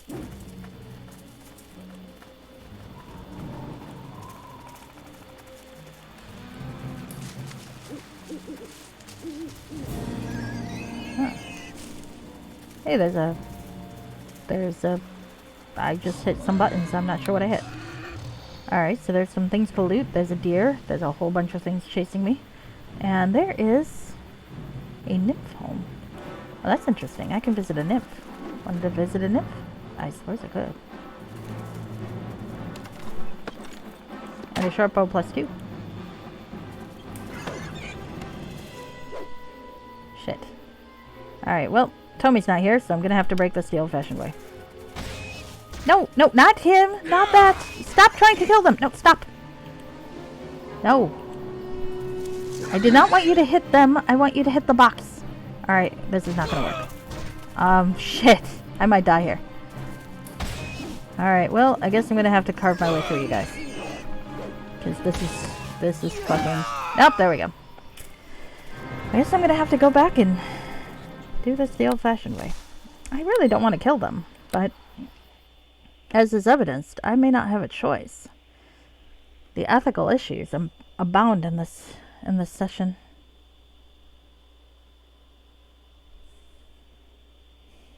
Still kind of annoyed that I can't cheat myself up to a full 100. I suppose it's for the best.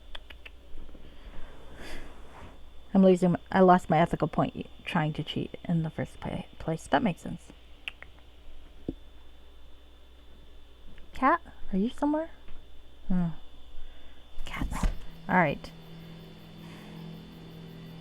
I'd really prefer you not kill the deer, though.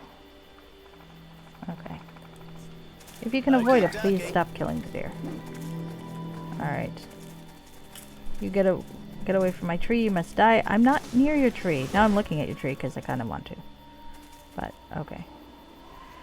Alright, so there's a bridge over there.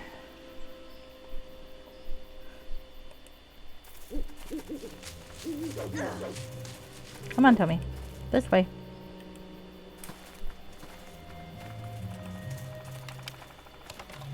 Oh. Worth the risk.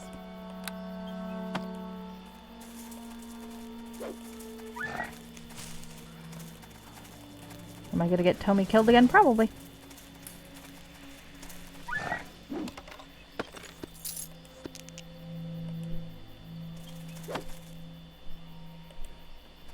It's only proper, you know. Alright. Okay.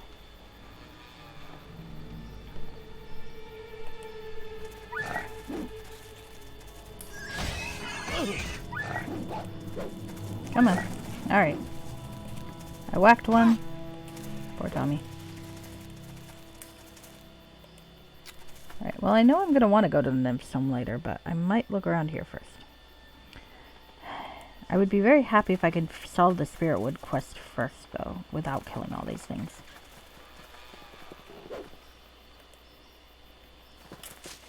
Okay.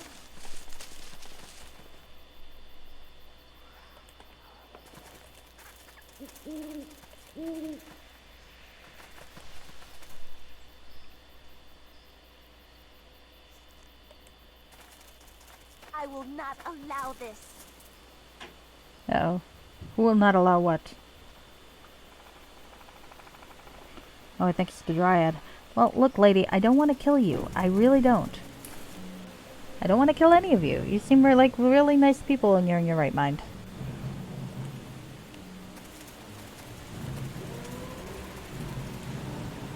You're being mind controlled. No! It's not your fault, but I may not have a choice. This might be very tragic, but until then. Let's do some fun berries. Okay.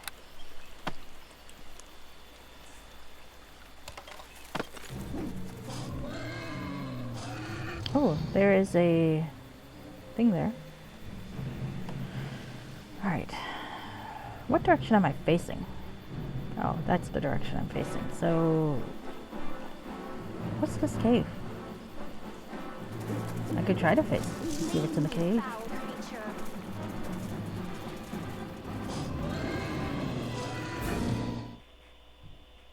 I'm in a cave.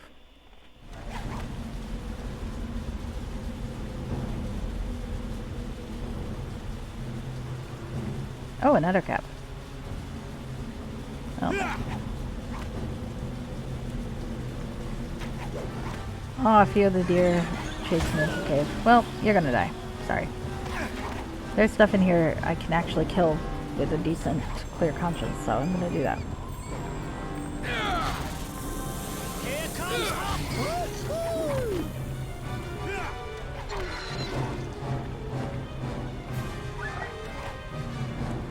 Alright, I better save my henchmen from the wild creatures. Better. Oh god, they're all chasing me in here. Alright, well look guys, I'm gonna have to kill you. I can't let you kill my halfling.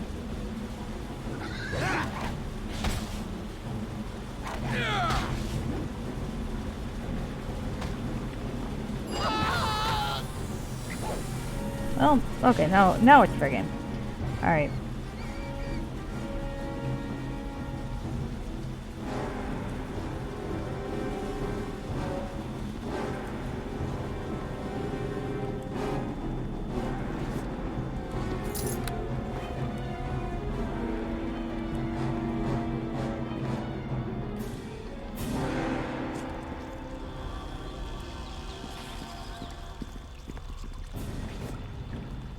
Oh, a golden circlet. What does this do?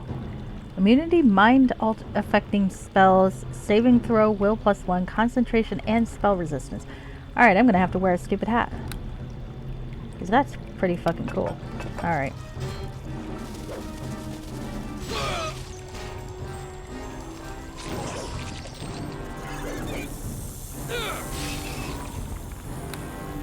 If I live. I might not. My god, look at you guys. You're all really annoying.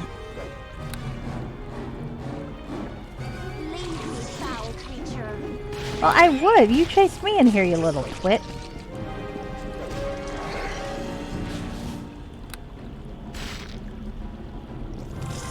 I'm actually trying not to kill you guys. But you're making it really difficult.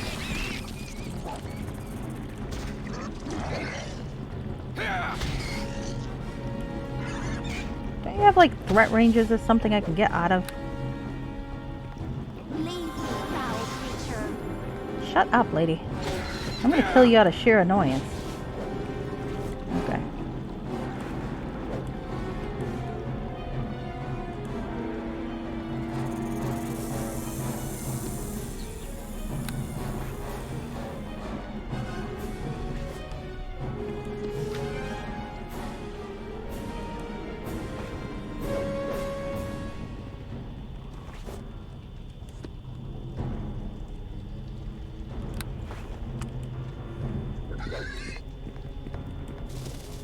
Look, lady, paladin, not a druid. I'm not going to put up with this forever.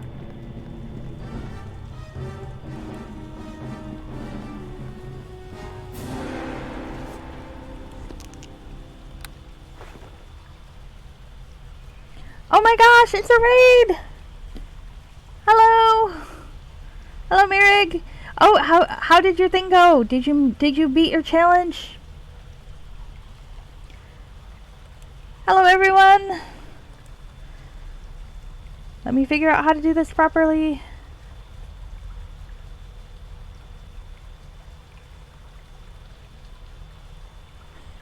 So close to failing, but that sounds like you made it, and that's awesome.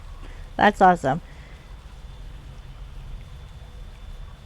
Hello, Funky Fuji. Hello, Rocket Sana. Hello, Blag the Ripper 3129. It's so good to see you all. Everyone should definitely follow Mirig. Mirig does very, very cool Bucky O'Hare runs that are pretty much look impossible to me, but are always really fun. And Rocket Sana and I think Blag the Ripper also do Bucky O'Hare, but not as well. No, I'm just kidding.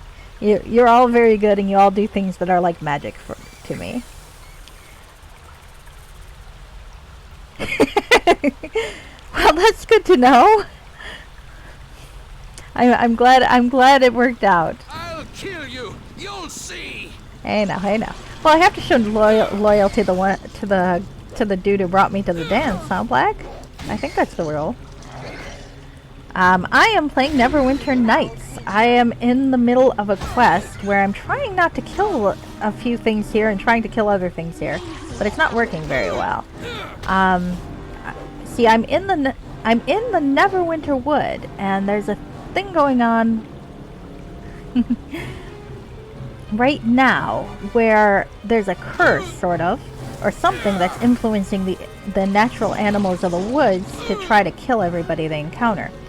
So right here I'm being attacked by sword spiders, who are generally hostile, and I do want to kill, but also a dire boar and a dryad, who generally are not hostile. A monarchy of squids. It might be a very organized government. Technically, I'm a sham democracy, though. The candidates are me and a mustache. But it's easier to explain there. See, this poor dryad, I am trying not to kill her, but it's not working because she's mind-controlled. Well, I know it's an ongoing rivalry between the three of you, right, Blag? You, Rocket, Sana, and Mirig are all going back and forth on that. So, it's very cool to watch, though. I will not allow this.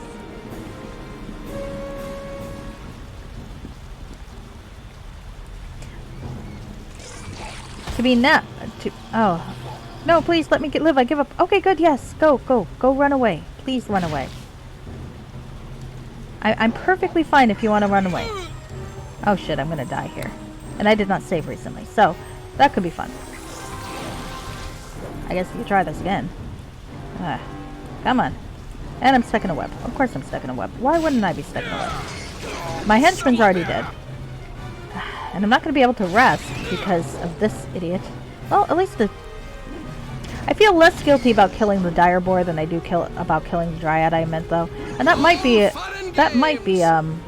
prejudicial on my part. But dryads can talk.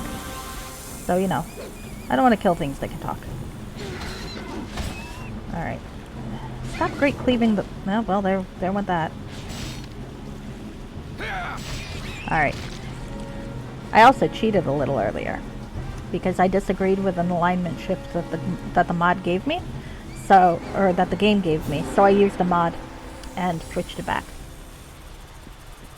So, if you ever catch my VOD, you can see my deep ethical conversation about that, which really isn't much. Basically, I'm a single player, so the only person I answer to is me. But were I playing it with a real DM, I would have very strongly argued against that particular alignment shift. So,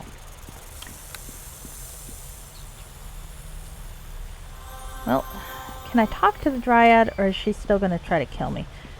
No! Go away, lady. No, absolutely not. You gave up. All fun and games. Well, I think it's actually really fun. I'm playing the original campaign right now, which has mixed reviews. I think for what it is, it's very fun. There's a lot of really great atmosphere, especially in the first chapter when you're in the city of Neverwinter and trying to deal with the Wailing Death, which is a plague that's attacking everything. And it's there's screams in the background, and the city's all but ruined, and it's really great. I think the criticism of the game is probably pretty valid, but I also... Oh, there went the dryad. Damn it. I was really trying not to kill her. I'd like it known that I was really trying really hard not to kill that poor thing. I think there are a lot of really cool quests. I think overall the plot does drag a bit, especially since each chapter kind of follows the same way. It is very similar to Baldur's Gate, I think, though you'll notice I don't have a party. I do normally have one henchman, but he was already killed. I can go get him back, and I'm gonna, but it's tough to manage him in this section because I'm still trying not to kill these animals, and it's not working very well, as is evidenced. But it's a D&D 3rd edition game. I wonder, can I actually rest? I'm gonna rest while I get the chance. Baldur's Gate was, I think, 2nd edition, but still D&D. So very similar. I believe it's even the same company, BioWare, who had done the original Baldur's Gate games. I don't know who's doing Baldur's Gate 3. Maybe BioWare still. Who owns them now? Are they owned by EA? Maybe. EA owns everything. I love it at some point. The battle is on! Sorry. Long time gripe of a Ultima fan, never completely forgotten. Yep. So it's lots of fun. I'm in chapter 2. Now, there's a really awesome quest in chapter 2 called Charwood, which I've already done. So you've missed that. Utterly great. Where you have to figure out what's going on with a haunted village. Too much to carry. Or a village kind of trapped in time. It's hard to really describe. But I'm in a different section. I'm in a section where the spirit of the wood, something's wrong with it. Yep. But it's fun though. I get to go around, kill things. Sometimes the plot makes me think. Sometimes I don't agree with all of it. Oh, actually, should I go up this way or down that way? Well, I guess I'll go everywhere. Now, my hero is a paladin who is not wearing any pants. If you look close, you can see. See? No pants. That is something I accomplished through a mod. Neverwinter Nights' most famous quality is its modding community.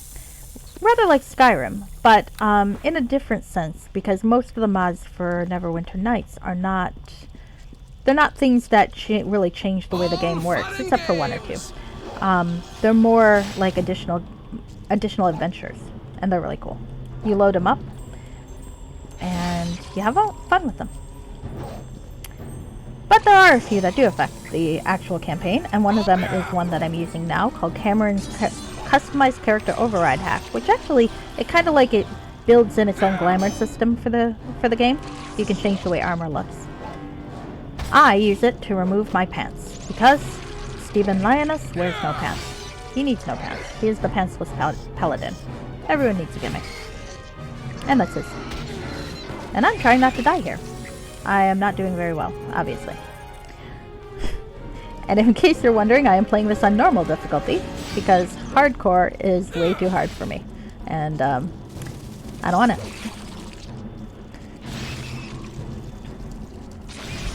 Alright. My ultimate goal is to play more of the fan-created modules, but it's good to get the hang of things first with the original campaign. So that is my explanation monologue. Alright. Delivered while killing a phase spider. Still sad about that dryad though. I didn't want to kill her. I really didn't. Poor thing. What's in the corpse? Is there something in the corpse I can steal? Looting the corpse? Feeling good. That's not bad.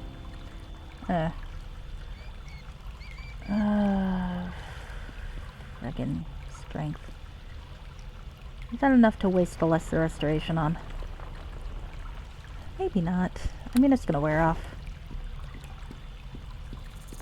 I'll just walk really slowly for a bit. And see what's in these other corpses.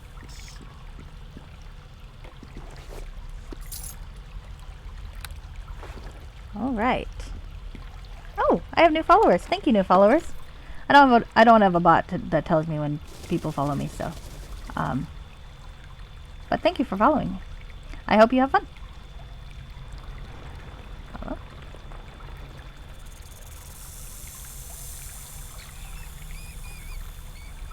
Okay. So basically it just amounts to I notice I notice eventually. Oh yes. Okay, well you have fun, Merrig. Recover from your death chip. I'm gonna go watch the VOD later.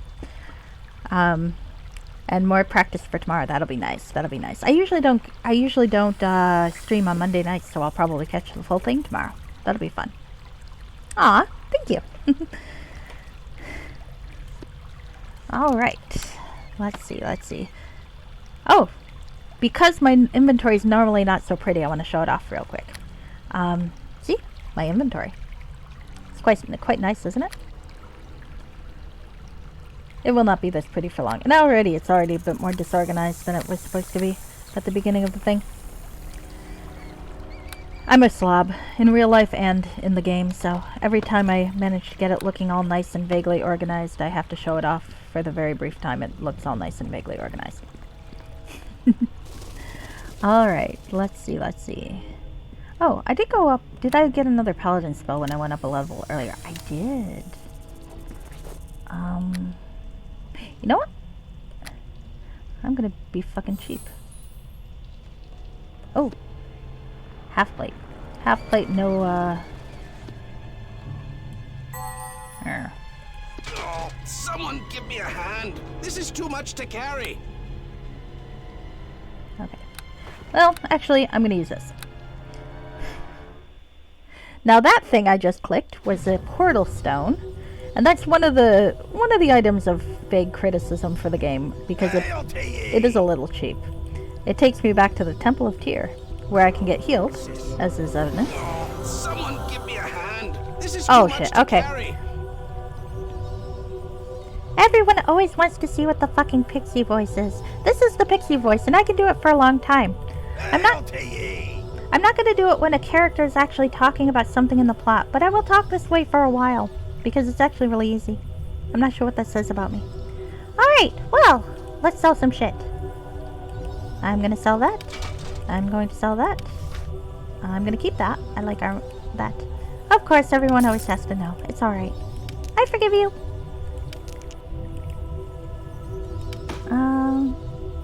Did I want to sell that? Yeah, too late now. Too late now. Real voice reveal. That I need to gargle some salt water for. I have a remarkably good demon voice too. But I didn't put that on there because it hurts. Alright. Oops. Right! Pixie voice for a while now. It's a shame. Last time someone did pixie voice, there was like a whole bunch of books that I could read out to people. Then that was really funny. Right now, there's not really much to go on. You are not in the text-heavy part of the plot. It was so strange, you know? There was this bright tunnel, and my mother was there. And then it was like, yoink, not yet, stupid, and I was back here. Weird, huh? So, do you need my help again? This is my henchman. His name is Tommy. He dies a lot. Most of the time it's my fault, but sometimes it's not. And I'm not sure why he keeps working for me, but he does. So here you go. Pay 150 gold. Alright, that's gotta be long enough now. Alright. I really gotta raise the price on that. Alright. So, Tommy is my henchman. And he follows me around. He's very useful with opening locks. You can actually get henchmen of different types, but only one at a time in this particular game, which is a shame. No, that's okay. The battle is on. Oh shit. Okay, back to the pixie voice. Alright, definitely need a fucking countdown. Jerk. Alright, well, now I get to curse at this thing while it tries to kill me. Stop dying, you son of a bitch. Thank you. Alright. Everyone likes the pixie voice. What's down here? Oh, feeding chamber. That's not a good sign. That's definitely not a good sign. That's a sign that I'm going to be killing something very soon. Or something's going to be killing me. One way or the other. Alright. This title is not accurate right now, but it will be later. Okay. Wandering about. Looking in the cocoons. Does this count as grave robbing? Oh, fuck, that doesn't look good. I see something moving.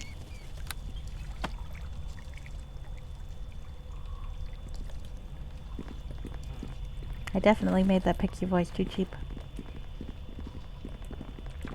Oh, that's okay. I kinda owed you because I didn't do a good accent for you last time. What the fuck is an ettercap anyway? It's got a silk gland, and that sounds vaguely disgusting.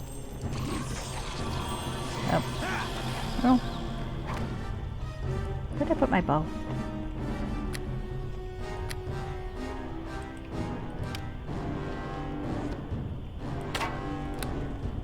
When in doubt, shoot things in the fucking face.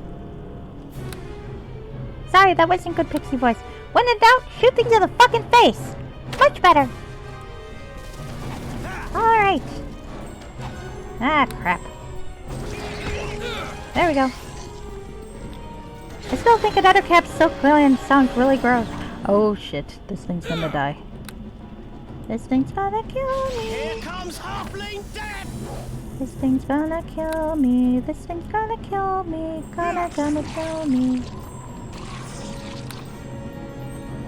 Let's kill that thing first. Someone give me a hand. This is too much to carry. Fucking poison in this game. Poison in this game is not very dangerous, but it does fucking, really inconvenience you. Phew. Knockdown is the cheapest fucking skill in the game, just for the record. Is that a fucking deer? Ah, I don't want to kill the wild animals. Come on. Alright, I'm gonna have to kill the wild animals again. Alright. No killing the wild animals.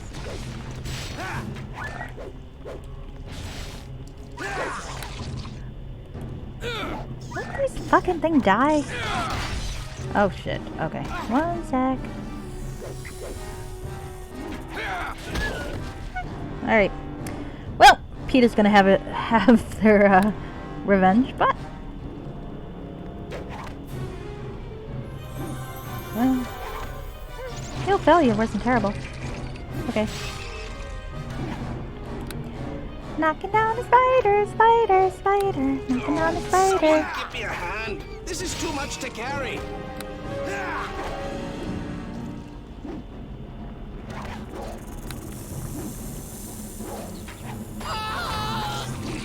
Fucking. Aw, thank you. I think it is a really cool game. Okay, I'm gonna slip out a pixie voice so I can advertise the game some more. The best part about the game, though, thank you. I like my fucking style, dude. The best part about the game, though, is the fan-created content because there's so much of it. If you go to Neverwinter Vault, you can see like there's some really spectacular games that folks have created. There's like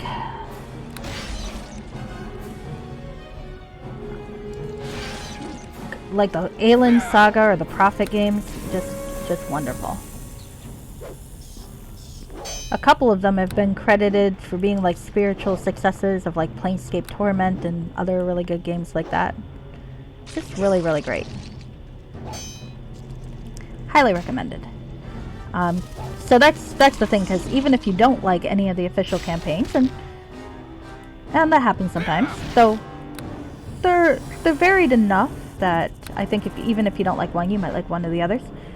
The fan-created content, there's so much stuff. Crazy amount. Why won't this fucking thing die already? Sorry. Hope my parents didn't hear that, because that would be really awkward. Are there cage fights in this? There actually is a cage fight in this earlier. Demonic Intellect, hello. There was. And my character was indeed half naked, though in a different way than your character was. Your character was shirtless, my character is pantsless. But yes, in the first chapter, you can go to a bar called the Board Laid Bear, or some stupid shit like that. It makes no sense. Like, wouldn't fit on a sign. And you just keep fighting cage fighters until you win, and then you win a bar. Or, yeah, you did. I'd tell you which VOD it's in, but I don't actually know which VOD it's in. I do have my old VODs up on YouTube though, so if you ever want to see the origin of this wonderfully gripping tale, or just see how the actual plot goes, you can see it there. Oh, 525. That's not bad. Took for fucking ever though. Yep. There's also a semi sort of cage match thing that I could do if I were a druid, but I'm not. Yes, the Squid Archives. Hello, Effector. How are you? How's your new year? Yes, I made a Squid Archives on YouTube. So I think 2 people have actually looked at it, but that's okay. I keep it for me. If anyone else likes it, that's fine, but that's not why I do it. Albert. Okay. Oh, nice. Chill weekend.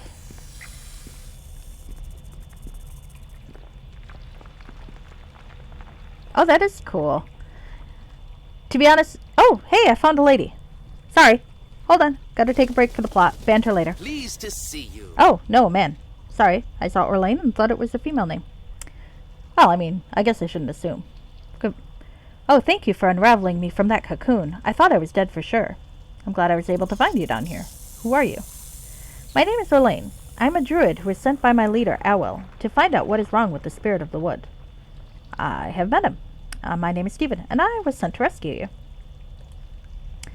Thank the balance for Awil. He is a strong leader. So, how'd you get captured? Yeah. I was sent into the wood to find out why the creatures were attacking everyone. I tried talking to a deer in one clearing, but the poor thing's mind was so confused that it attacked me. You got your butt kicked by a deer. You were attacked by a deer? I'd never heard of such a thing. It came right at me. I tried to dodge, but it caught me in the side with a hoof. It reared up to strike me again, but then it suddenly turned and ran off. I got up to try to follow, but then I heard a chittering sound behind me. I looked around, but before I even saw what was happening, something soft with long hairy legs and mandibles leapt on top of me. Oh, really? Sorry, that was really bad. They attacked you on the surface? I didn't even know what it was at first. I felt the thing bite me, and suddenly the world started to spin. Next thing I knew, I was in here all wrapped up. I was just waiting to feel another bite when you came along and set me free. Again, thank you so very much. Now I need to find my companion druids and see if we can figure out what to do about the spirit of the wood. Well, tell me what you learned. Well, it's obvious that something is severely wrong. It seems to have gone crazy. Usually the spirit enters and exits the wood through a pool in the north part of the forest, but from what I could gather, the spirit hasn't been seen for a while. Tell me more about this pool.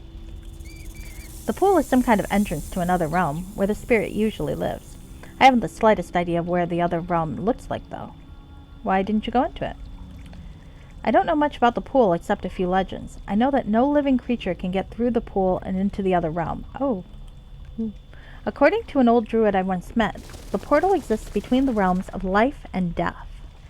The spirit exists as some sort of half-life, so it can go through the portal at will, but we can't. So what am I supposed to do? I don't know. Maybe if you find the other druids that were searching, they could help you. Otherwise, you might want to talk to a nymph. Maybe they haven't gone crazy like the animals. Okay. So how did you get down here? Oh, okay. I got this. I saw this already. Okay. You're feeling better. You should get going. I should be fine now. Again, thank you. I can't thank you for enough for your assistance. Good luck. Okay.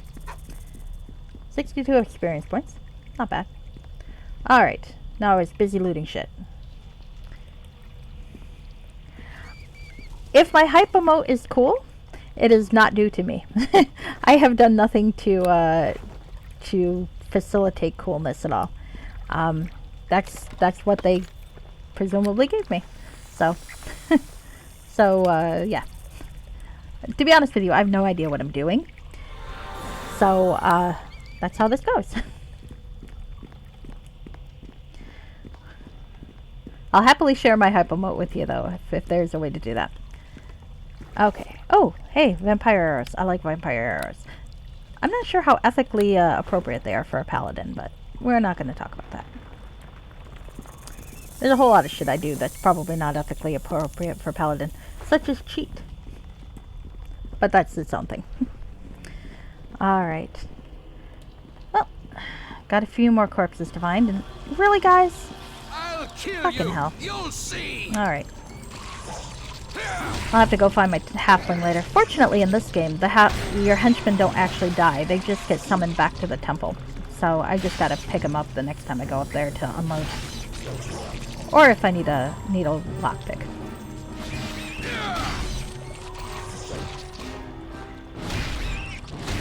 Highly recommended feat in this game. Knockdown.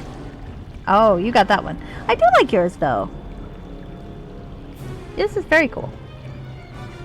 Okay, see, you already know how it works better than I do. I am confused by everything. Okay.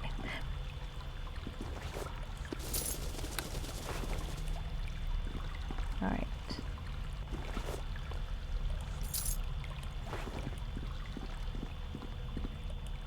Spiderweb cocoon, and another spiderweb cocoon. I do think getting eaten by a giant spider does seem like a pretty awful way to die, though. So I'm kind of glad I rescued that guy. Aside from being a paladin, that's kind of what I'm supposed to do anyway. Okay. Alright. Wearing a stupid hat, but also no pants. That's a good wardrobe choice. I approve. Alright. Let's see what's in this cocoon. Let's go kill these spiders now. All fun and games. I mean, technically speaking, they're wild creatures too, so I probably should be as reluctant to kill them as I am to kill the deer and the boar and so on. I feel like I have vertebrae and vertebrae prejudice.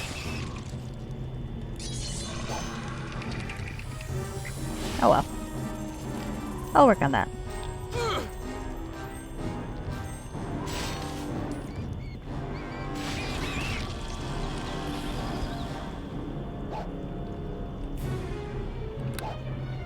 You're a dick. Get down. Go land on the ground, you fucking thing. I still don't know what an ettercap actually is. Probably I should look at a D&D monster manual at some point. Oh no, not one of these. The annoying thing is, while I've spent most of my career in this game so far robbing people blind, the temple will not accept traps. They'll accept everything else I've robbed people blind for, but not traps.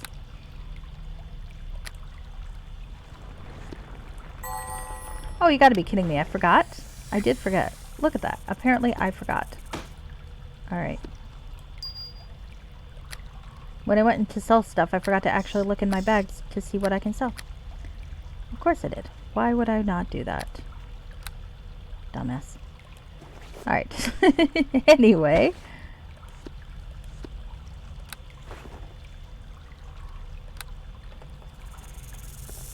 Another ettercap. Let's kill this fucker. All fun and games. I'm not even sure what that taunt is supposed to mean. All fun and games until someone loses an eye? What? I mean, I guess I have a sword, but still. Or it could be a masturbation reference. He is a paladin. Okay. Did I look at that corpse? I did not. Oh, someone give me a hand. This is too much to carry. Let's see if one of the weight reduction packs will do anything about that. No, that one's full of stuff. That one's also full of stuff. Shit. Okay. Well, I guess I'm gonna go reclaim my halfling and sell some shit. Again. Oh well. Wandering about, wandering about. Oh, another ettercap gland. Those things are really useful if you want to talk to the mage lady and see her stores, but I really don't because I'm not a mage and she's kind of obnoxious, so fuck that lady. Ah, fuck it. Let's... I hate not being able to walk at the right speed. Hi, Nurk. Hail to ye! Hail to ye. Temple purchase?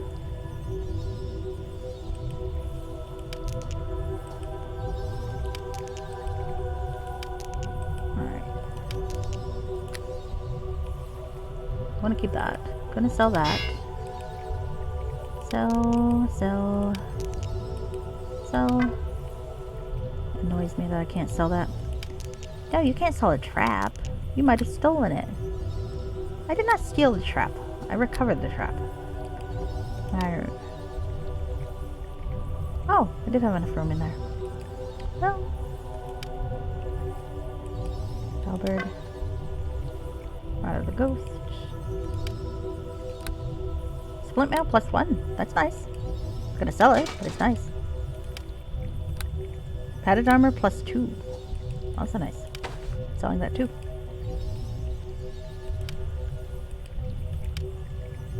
Oh, that reminds me. Let's put this thing back in here.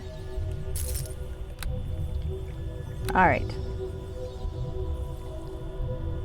God, I got too much shit. Oh well. It was so strange. I told myself I will listen to his monologue once when I get him killed. I will not listen to it each time because it takes for fucking ever. Pay 150 gold. Alright. Woo. Wrong direction. Note to self, look at map. Alright, here we go. Alright, so let's see what else is going on in the woods, and let's try not to kill more creatures, but I think I'm going to end up killing more creatures anyway. The druids are going to be so mad at me.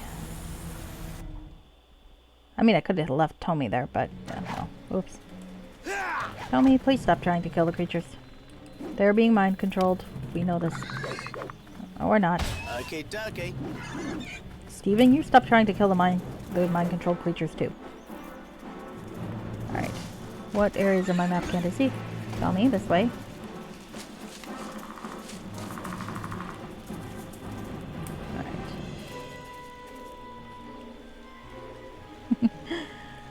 Alright. I am trying to do the ethical thing and failing miserably. No, don't kill them either. No problem. Well, alright. Tommy lived for a little while. Doing the ethical thing is very difficult.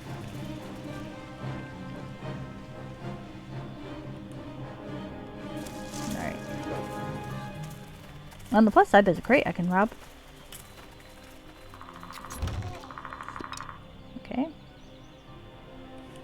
And some stones I can look in. Who keeps a deadly spike trap in a rock? I find this highly unlikely.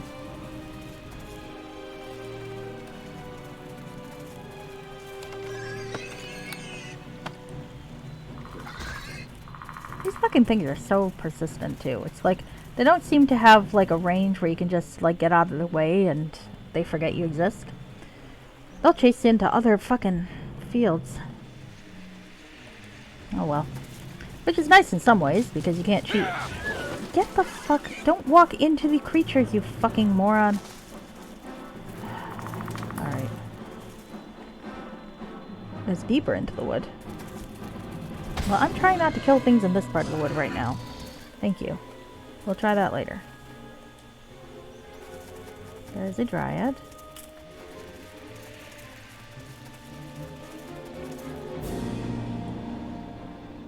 I thought there was a witch somewhere I can find too, but maybe not. Maybe she'll be in the other screen.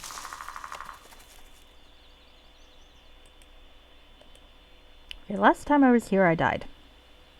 So I think I'm gonna go... I'm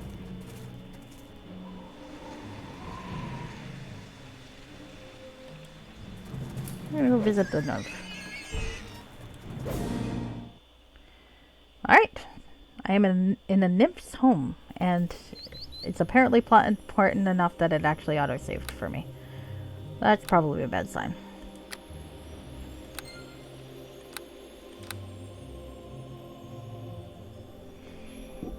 I know how these games work. It's like if you're playing a JRPG and a save point comes up in the middle of the dungeon, boss fight. Ah, must you follow me into the thing? I don't want to kill you guys. I think you guys are innocent and being mind controlled. Oh. This is 24 HP.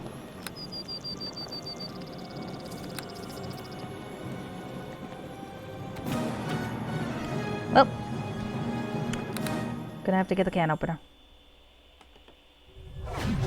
Hi, Tommy.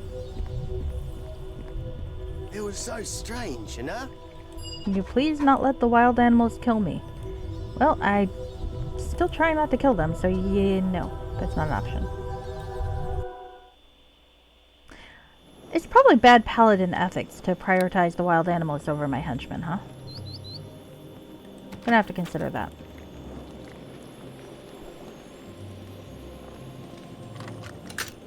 It's done. Not really sure.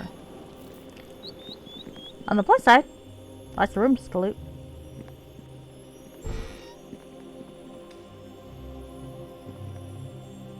Nymph slaves. Alright, I'm gonna maybe try to find the nymph first before I kill her slaves. Christ. No.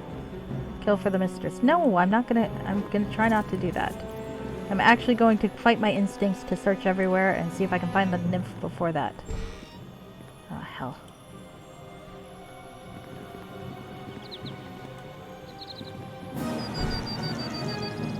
Nope, door slaves. Closing the door. There we go. This seems like a nymph might be in here. Let's go! No. Stop it. There's another nymph slave and a direboard. Jesus Christ, guys. I don't want to kill you. Why are you making it so hard to not kill you?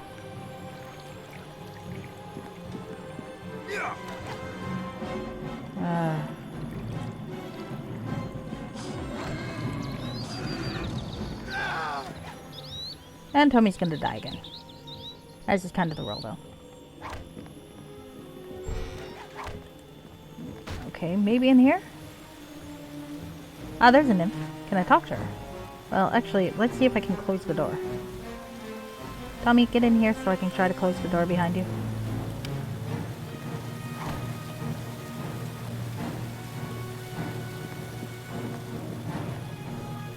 Damn, they came in with me. Alright, well, I'm gonna try to talk to the lady first. Oh, there's the nymph. Is she running after me? Yes, she is. I welcome and greet you. No, I will not allow you to kill me. Nature's creatures must be protected. Alright. Now you are mine! Oh, well, unfortunately for you. Oh, fuck.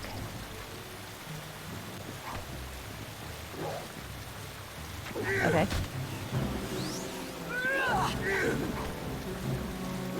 I'm not actually, but okay.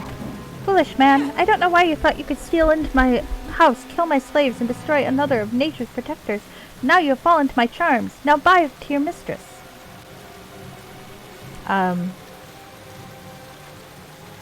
Yes, mistress, what is your command? First, you can go clean up any mess you made while getting in here. After that, you can go collect all the chamber pots and clean them out. Before you go, I want you to put on this cute little outfit. Oh, I'm kind of on board with that.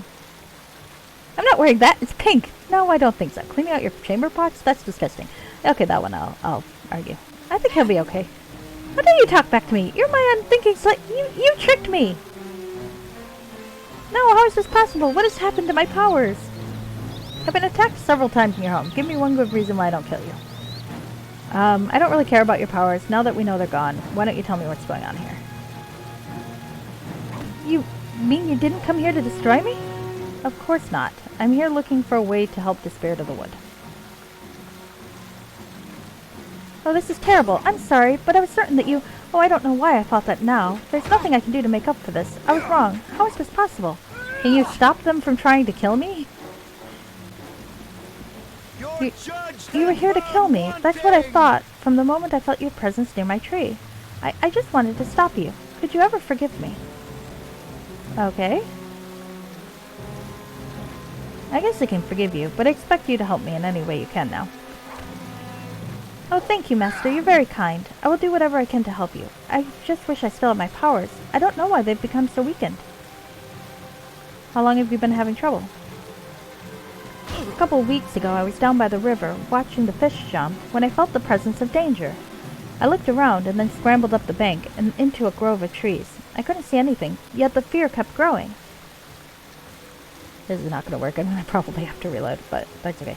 Suddenly there was a scream in my mind that felt like someone had stabbed a dagger into my brain. I was overcome by the power of it, and I fell to the ground unconscious. When I woke up, the fear was still there, and the sense that the whole forest was in pain. What could have caused that? It was the spirit of the wood. I've been sensing its pain and fear ever since that day. It is constantly screaming for help. It is all I could do to keep my sanity. Indeed, I guess you have experienced just how I'm losing that battle. Can you please make your slaves calm down? Because I'm going to have to kill them. As time passed, I began to keep myself closer to home. Until recently, I have not even been able to leave my room. So great is the fear.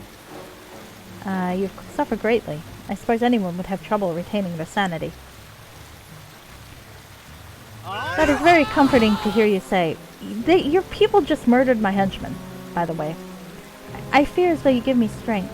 The fear is not as consuming as when we speak. I guess there's more I should tell you. Only one way out for you! Son of a bitch. Alright. I guess I'm gonna have to reload and kill people. I really don't want to do that. I was really hoping I could get away with, and like, that kid talking to her would get them to... and greet you. Okay. Alright. I was really hoping I could get away with not killing them. But, unfortunately, she's not the same faction they are, so... I guess we're gonna have to do this the old-fashioned way, with a sword.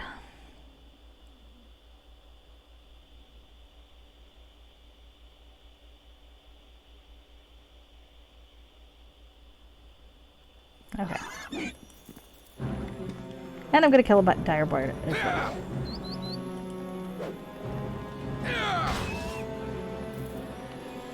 Maybe if I don't keep Tommy, though, I can avoid killing quite as many.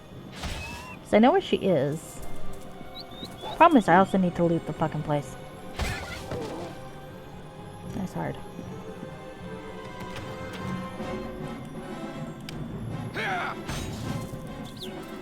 This is not a way to treat a magical sword. Ah! Well, that's okay. Thank you for the info, Mr. Crappy. And hi, Arco! How are you? I'm trying to be ethical here, and I'm not having a lot of luck, unfortunately. Because, unfortunately, these things keep trying to kill me. You will rot here! Rot! Guys, I actually don't want to kill you. It's like, of the list of things I want to do, that's like really low on the list. So I'm gonna leave. I'm gonna close the door behind me, and hopefully you won't follow me. Yeah, I know. I'm not very good at the whole being ethical thing, a general principle. Ah, shit! I can't even close the door from this angle. That's annoying. I really want to. I actually managed to pull that off a couple times, but. All right. Well, I guess we're gonna have to just kill you. Sorry, guys.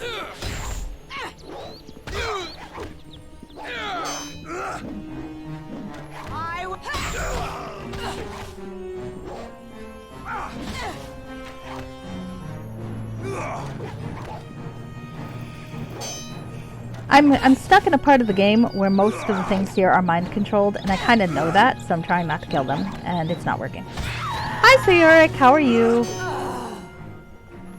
You have good timing. I'm thinking after I get out of this section, I might call it a night. Maybe I'm gonna look up a way to see if there's a way to do this without killing quite as many people after I get through it once. Glad to hear it. Glad to hear it. Because I feel guilty killing all these people. It's not their fault they're mind controlled. On the other hand, I do want to loot the place. I've got conflicting impulses. Hold on. Did killing them affect my alignment at all? No. No, killing them even though I know they're mind controlled doesn't affect my alignment, but letting some guy go when for having committed a crime of passion made me evil. Fuck that shit. I like the wizard hat emote. That is a very cool emote. Okay.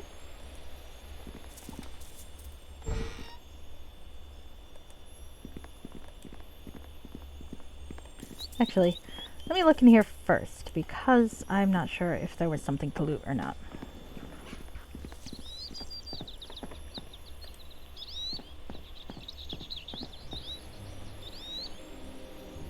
Swirling the camera, as one does. Okay.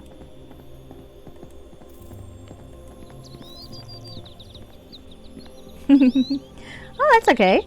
This is Neverwinter Nights. It's a D&D based game, so it's got some similarities with Baldur's Gate and with Icewind Dale and that sort. It's 3rd edition. Oh heavens, I'm gonna have to kill some pixies. I don't want to kill some pixies. Oh well. This is revenge for the pixie voice. You have dishonored our ancestors! Now we're gonna fucking kill you! Alright.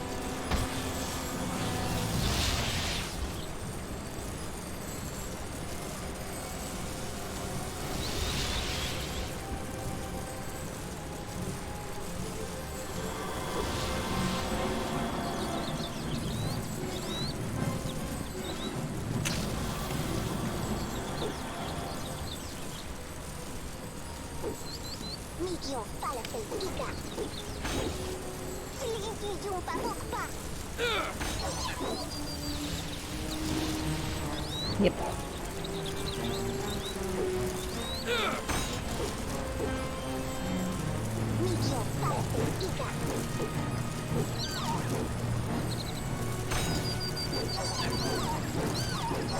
Just let me break the chest, please.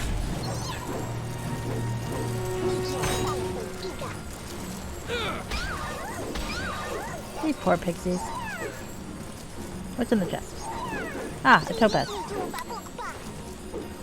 I have a thief that's usually with me, but he keeps dying, so I've left him behind for now. Ah, fairy dust. And a potion! Don't care about fairy dust very much, but I do like the potion. Alright, alright.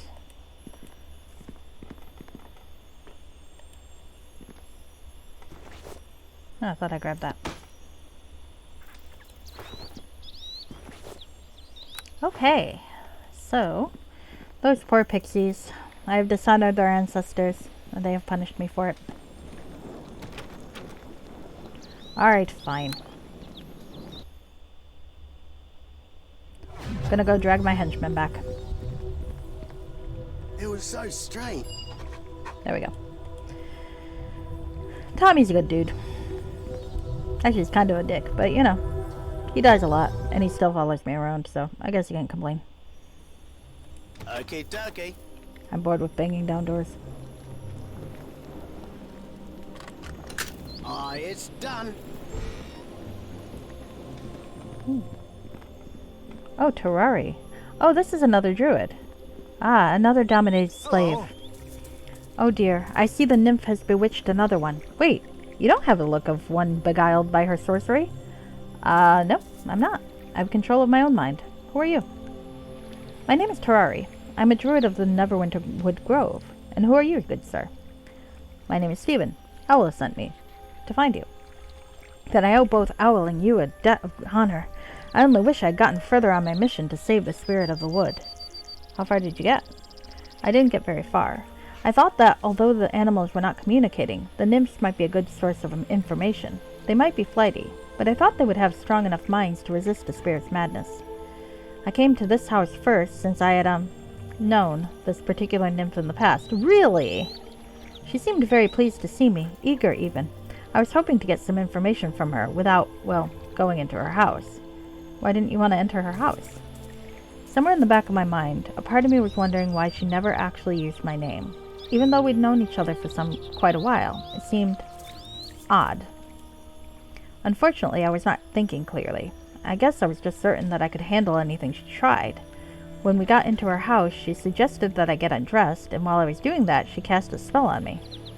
Really? So, well, this fellow looks as pantsless as I am, to be fair. And this frustrated elf looks like he's been pacing here for a long time. Yeah, I bet you're frustrated, dude. It's rare that I meet a man as pantsless as I am. Okay. I guess I could see how that would happen. Being locked up is the least of what you deserve for such disgusting behavior. No. It sounds like it's a consensual relationship, so I'm not going to be judgy. I'm going to say I guess I can see how that could happen. Next thing I knew, I was locked in here, unable to escape. The nymph hasn't harmed me. She just won't let me go. Before she enters the room, she casts some kind of spell, and I wake up later with no memories of what happened. That's awkward.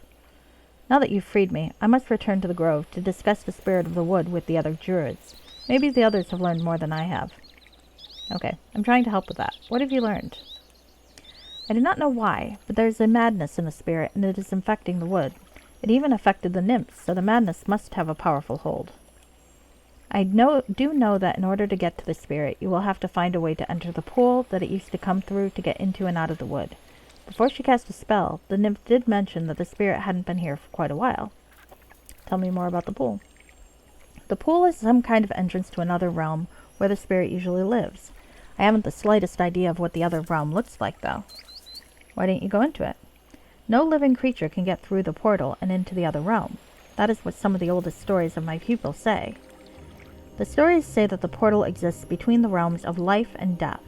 The spirit exists as some sort of half-life, so she can go back and forth through the portal, but we can't. Okay, do you have any suggestions? You should try to find the others and see if they know more. There is also a witch named Zatara in the wood, who might know something. I was going to talk to her after the nymphs.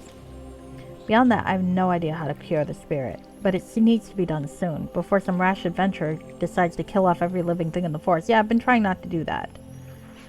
Are you able to get out of here on your own now? I can make it on my own. I will meet up with you at the Druid Grove. Thank you again. Yeah. I've not been having a whole lot of luck not killing the wild things of the forest, but I've been trying. Alright. Well, there's a thing. Loot. Let's see. So do they have much by way of, like, date rape counselors in Faerun? Because it kind of sounds like this guy might need one. But, oh well. He's on the list with Erebeth of people who really need a therapist in this setting.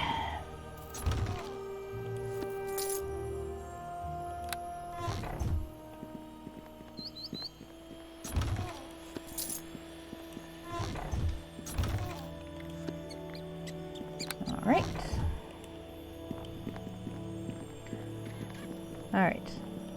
Let's rob our way through and hopefully not have to kill too many servants while we do. But talking to the lady in my first time didn't actually cure the servants, so I'm thinking I'm just gonna have to suck it up and kill this guy. Poor guy.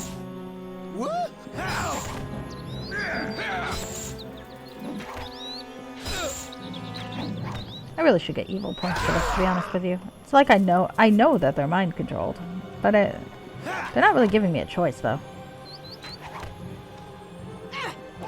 And technically speaking, I don't know where the nymph is, so I can't go find her first. I did last time.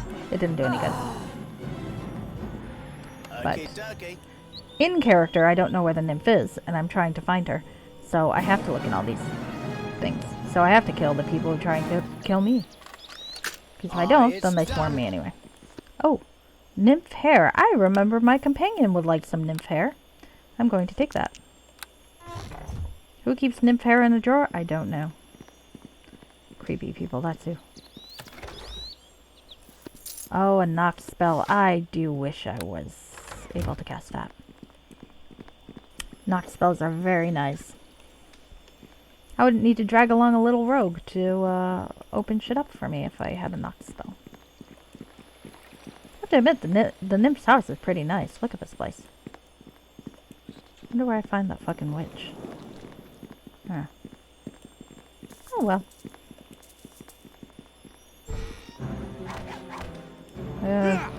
More killing mind control slugs. Oh god, there's a lot of them in here. Oh well. Sorry guys. If it helps, I think this is more merciful. I will answer any threat you bring. Please stop killing my halfling. Got it. I do feel guilty about this part. I really do. I think after I'm done today, I am going to look up and see if there's a way to get through the nymph's house and without killing the people.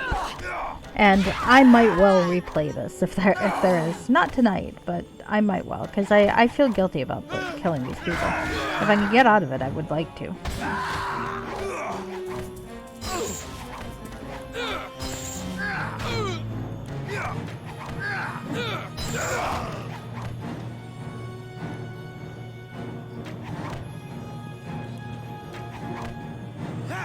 dokie. Please stop trying to kill us.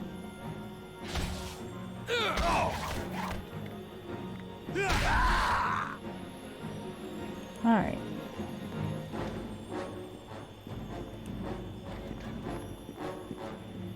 Okay, dokie.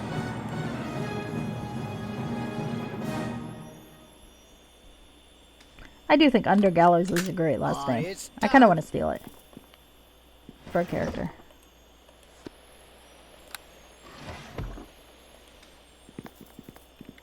My favorite halfling name that I had was Ankle Biter. It was for a Dark Sun game. Okay, dokie. The mighty clan of Ankle Biters.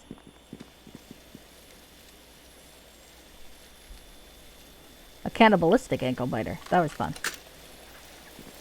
I got to try to eat my enemies. The best kind of halflings are the ones that eat their enemies. I firmly believe that. Oh. That looks like a tower shield of unidentifiedness. Someone give me a hand. This is too much to carry.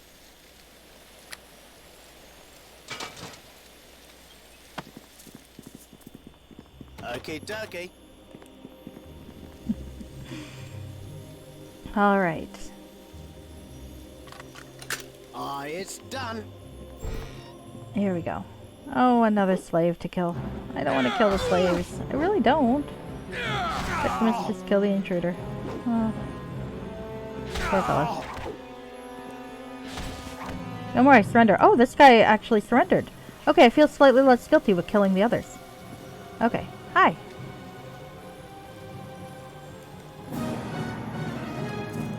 Hey there. I don't know what's going on. Where am I? Where are my clothes? Oh, Jesus. What are you talking about? Why did you attack me? I don't remember attacking you. I don't even know who you are or where this is. The last thing I remember is walking through the wood. I don't remember attacking you. I don't even know who you are or where this is. The last thing I remember is walking through the wood, trying to figure out what went wrong with all the animals. This seems ethically questionable. I had avoided several bears and a few boars, but I was getting very tired. I stumbled into an open glade, and I think it was a woman. A beautiful woman. I have been doing crimes, Mr. Crappy. Not vehicular crimes, though. No vehicles in this game. A beautiful woman, yes, that's it. I'm a paladin, though, so I'm not supposed to be doing crimes. That's the last thing I remember. Next thing I know, you were attacking me, although you say I was the one who attacked? This is all very confusing. Die, foolish man. No, I'm not going to kill him. Do you remember anything about your captivity? No, I don't remember a thing. Sorry. Well, given this guy's particular wardrobe, I've got bad idea. Cart theft auto. That would be awesome. Horse theft auto, too. Let me ask you some questions about what you knew before you were captured. I will try, though I can't promise anything. I hadn't learned very much. What did you discover about what's happening to the animals in the wood? There's nothing much to tell. I couldn't speak to them or calm them. They're just extremely hostile. I never had the opportunity to learn more. There are some druids missing. Do you know anything about them? I haven't the slightest idea. Perhaps you should search this place, but be careful. They might attack you too, if they're like I was. Alright, I think you should get out of here now. Thank you. Good luck to you, sir. He's gonna run off and get eaten by a wild animal, I think. Awkward. Anyway, I don't know why the nymph has a naked man in her boudoir, but again, I'm not sure what she was doing with the druid when that she was keeping it there too. So apparently, well, we don't need to talk about that. Alright, let's get the can opener. That's my nickname for Tommy. I am robbing this woman's house, at least. That counts as crimes, right, Mr. Crappy? I think it does. Alright. And also murdering her mind-controlled slaves, which makes me feel really guilty. Like I said, after I'm done here, because I think I'm going to stop after the nymph's house anyway, because it's been 3 hours and it's getting late, I may well see if there is a way to do this without killing people. And I might be willing to replay this part to not kill people. I'm playing a paladin. He'd prefer not to kill people, if at all possible. Oh, bookshelves. Who keeps a healing potion in the bookshelf? Not that I'm complaining, because I could really use a healing potion. I'm just saying.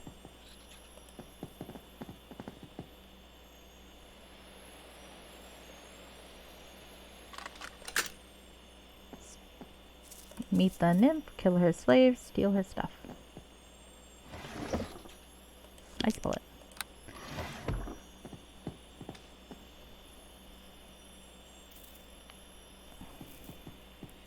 Alright, let's look in the bookshelf.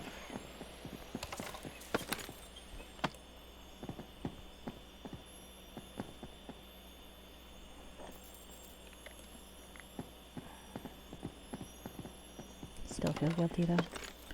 The War of Light and Darkness. Have I read this one? Maybe, maybe not. Lord Ao, Alpha Omega, whatever, created the universe that now holds the world of Toro. After this creation, there was a period of timeless nothingness, a misty realm of shadows that existed before light and darkness were separated. Eventually, this shadowy essence coalesced to form twin beautiful goddesses, polar opposites of each other, one dark and one light. The twin goddesses created the bodies of the heavens, creating Chantea, the embodiment of the world Toro. Toro was lit by the cool radiance of the goddess Selûne, and darkened by the welcoming embrace of the goddess Shar, but no heat yet existed in this place. Chantea begged for warmth, that she might nurture life and living creatures upon her form, and this caused the twin goddesses to become divided in intent. The two fought, and from their divine conflict the deities of war, disease, murder, death, and others were created. Selûne reached beyond the universe to a plane of fire, using pure flame to ignite one of the heavenly bodies so that Chantea would be warmed. Shar became enraged and began to snuff out all light and warmth in the universe. Desperate and greatly weakened, Selûne tore the divine essence of magic from her body and hurled it at her sister, tearing through Shar's form and pulling with it like energy from the Dark Twin. This energy formed Mistral, the goddess of magic. Composed of light and dark magic, but favoring her first mother, Mistral balanced the battle enough to establish an uneasy truce between the two sisters. Shar, who remained powerful, nursed a bitter loneliness in the darkness and plotted her revenge. Selûne waxed and waned with the light, but drew strength from her allied daughters and sons, and even interloper deities from other planes. Their battle continues until this day. And, 2 copies of the same book. Oh well, gonna steal them both.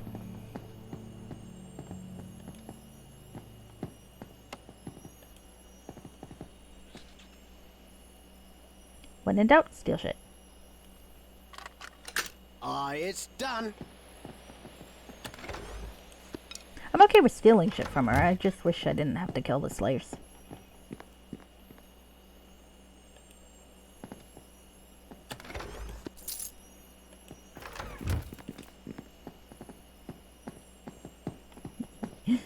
I would totally play Cart Theft Auto. Though I guess in a way, isn't that Assassin's Creed? Just go murder people in various time.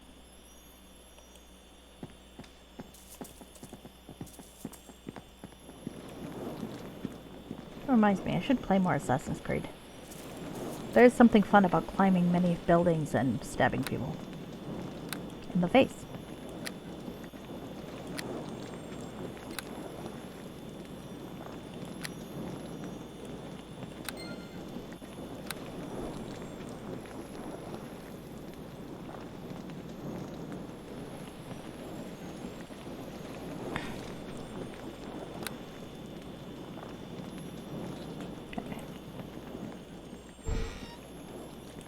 Alright, let's see. Are there any more captives in here that I can save? Because I did save that one guy. Oh, a tree. And a Greg. No, I don't want to kill the Greg. Please don't make me kill the Greg. He killed the Greg. Alright, fine, you can kill the Greg. Alright, I guess I'm killing the pixie after all. You dishonored my ancestors with your pixie voice. I must kill you.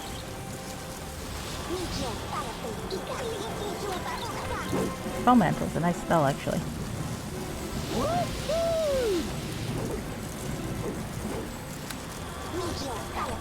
See, this is all your guys' fault, though. You made me do that pixie voice, and now I've offended all of them.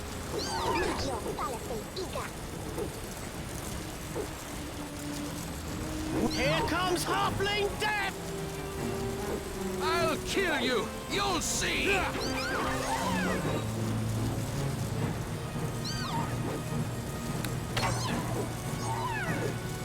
Oh, this is getting annoying.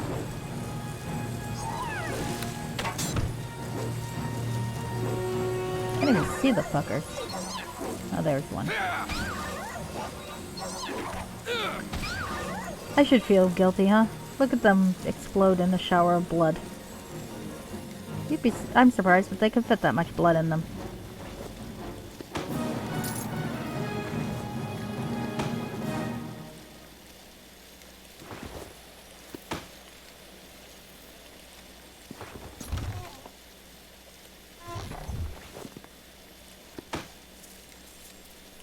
Looting the remains of the dead. Somehow this is not a violation of ethics.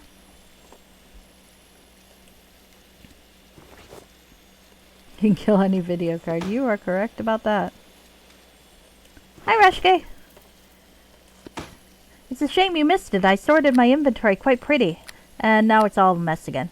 But for a very brief time, it was a very pretty inventory. I'm quite proud.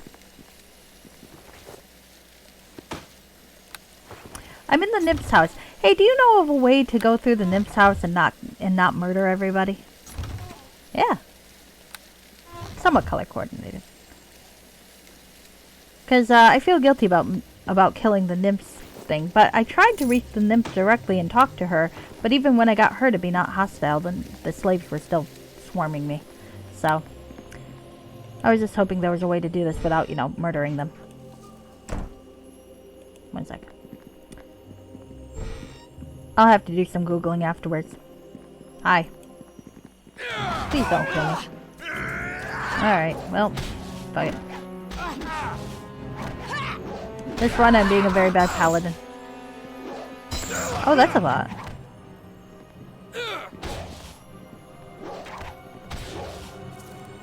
Can I? Does that work? Huh. Might try that after all. Well, I'll finish up the bloodthirsty way, and then I may try that your way afterwards and see. Because I believe I've got an autosave at the nymph's house, so I'll try it. And out with the. I'll give it a shot. But I'll finish my murder run first, and then I'll try it.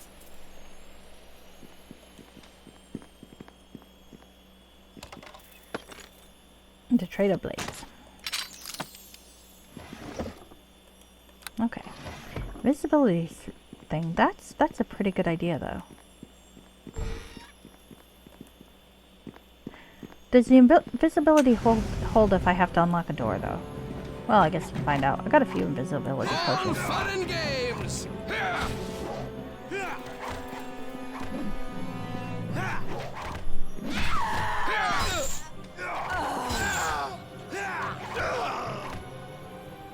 Okay.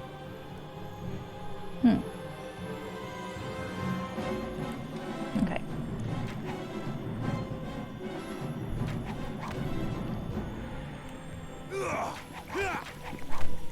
Yeah, that's what I'm thinking is it might be. In the meantime, I'm stabbing this dude. In quote-unquote self-defense. Alright. I mean, I can bash down the doors, but I think bashing down the doors would fuck up the invisibility potion, wouldn't it? I mean, if I've got Tommy with me... No, the invisibility is not going to cover him, though. There was at least one that I needed him to pick. Or I bashed down. There might not be another, though, so it's worth trying. Yes, I am a very stabby paladin. Thank you, Mr. Crappy. I appreciate you noticing. Well, like I said, I'll run through this after I talk to the nymph in the bloody way. I'll save here, and then I'll reload my save, and we'll try the invisibility potion technique and see if that works. I won't be able to loot the place, but I really only need the druids here. Or I can loot the place afterwards. Because if I get her on my side, maybe I won't feel so bad. There we go. I did, however, save my save game appropriately. Alright. Let's go rob the shit out of her. I'm being exactly like Driss Stewart in killing, or not killing, but stealing the mask from Agatha the Hag Witch, which I ranted considerably about, because that works in a D&D campaign, but not in a story.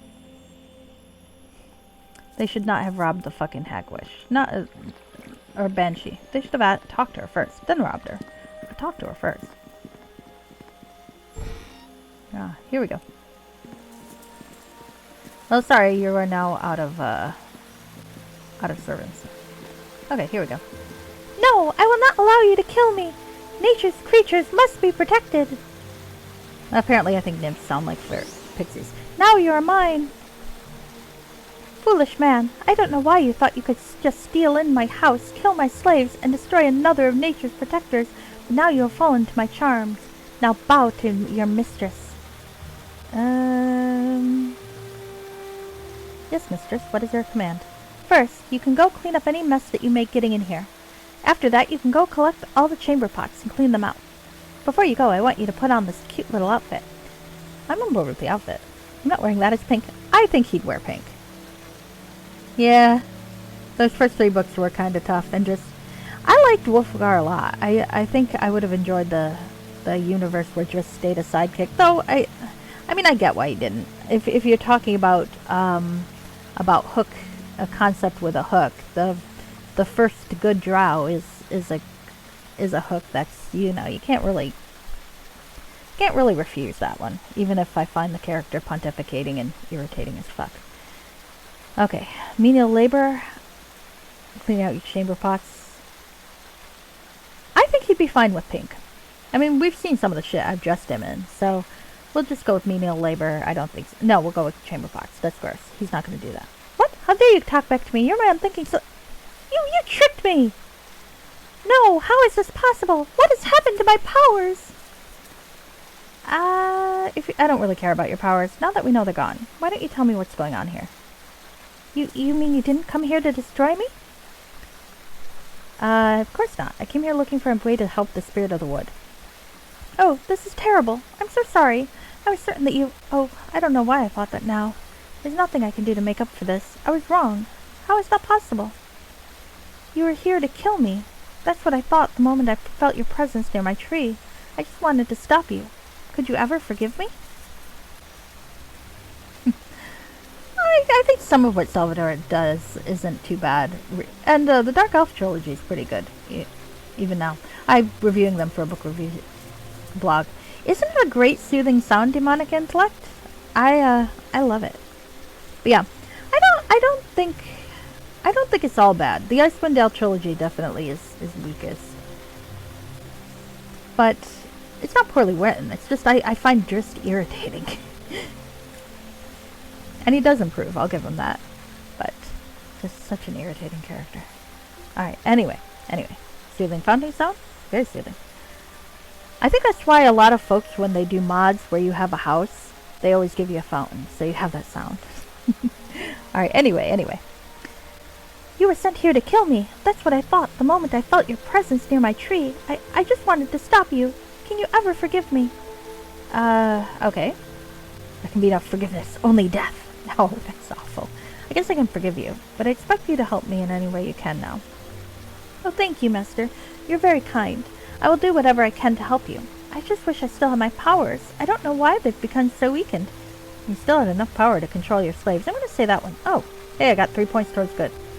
Ooh. I've been murdering mind-controlled victims, so I don't know I really deserve that, but okay. Just barely. My ability to control them has been weakening for a while now. A couple of weeks ago, I was down by the river watching the fish jump. when I felt the presence of danger. I looked around, then scrambled up the bank and into a grove of trees. I couldn't see anything, yet the fear kept growing. Suddenly there was a scream in my mind that felt like someone had stabbed a dagger into my brain. I was overcome by the power of it, and I fell to the ground unconscious. When I woke up, that fear was still there, and the sense that the whole forest was in pain. What could have caused that? It was the spirit of the wood. I've been sensing its pain and fear ever since that day. It is constantly screaming for help. It is all I can do to keep my sanity. Indeed, I guess you have experienced just how I'm losing that battle. As the time passed, I began to keep myself closer to home. Until recently, I've not been even able to leave my room, so great is the fear. If it's so bad, why don't you just leave? Well, I think she just said that, but okay. I'll be sympathetic. You must be weak if you give in so easily and enslave others' minds. You know, there's a point to that one. She is kind of enslaving other people, but I guess, considering I just murdered all of those people, I can't really be that much of a dick about it, can I? You have suffered greatly. I suppose anyone would have trouble retaining their sanity. It's very comforting to hear you say. I feel as though you've given me strength. The fear is not as consuming when we speak. Well, I guess there's more I should tell you. The first time a person came near my tree, I took him with my power and kept him to guard my home. The next few were easy too, but they started to get harder and harder. Now I've no power left, as you see. I don't know what to do now. Okay. If I'm going to help you, I need to get to the spirit of the wood. Do you know how I can do that? I don't think that's possible. The spirit is a creature of both life and death, and only he can enter the portal to the other realm. So what does that mean, both life and death? The spirit lives on another realm, somewhere between the world of the living and the world of the dead. It is the only creature on this plane who can enter the portal. I'm gonna have to do some self-harm. Good night, Rashke. It was good to see you.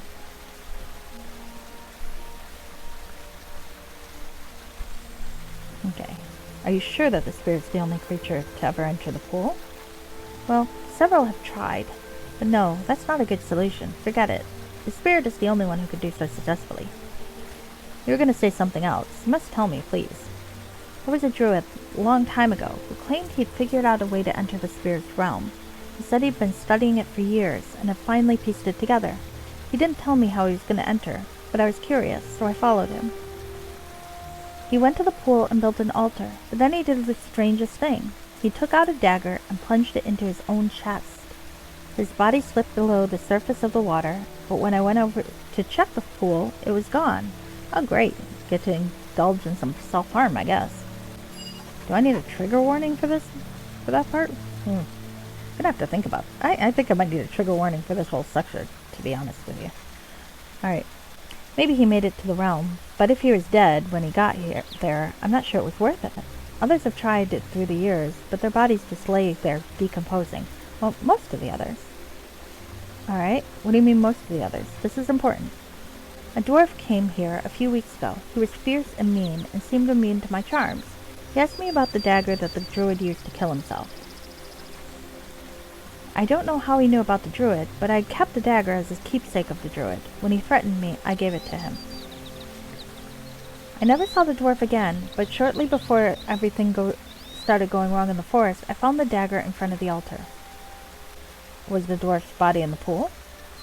No, now that you mention it, his corpse wasn't there. I need that dagger. Do you have it? I brought it back here, but I don't remember where I put it, because the pain hit me before I made it back here.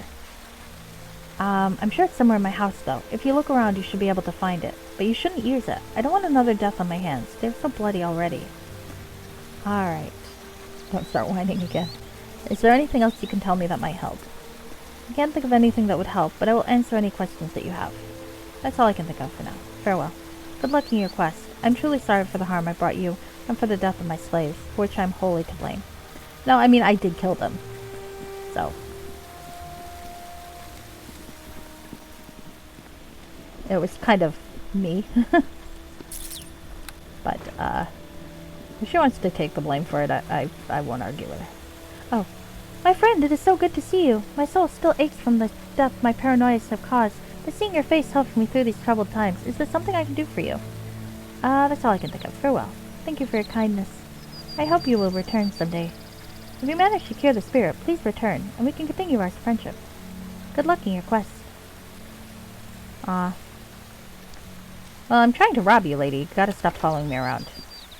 A treatise on the spirit of the wood, a ceremonial dagger, a mirror of vanity. Oh, that's interesting. I wonder if I'm going to need that for something.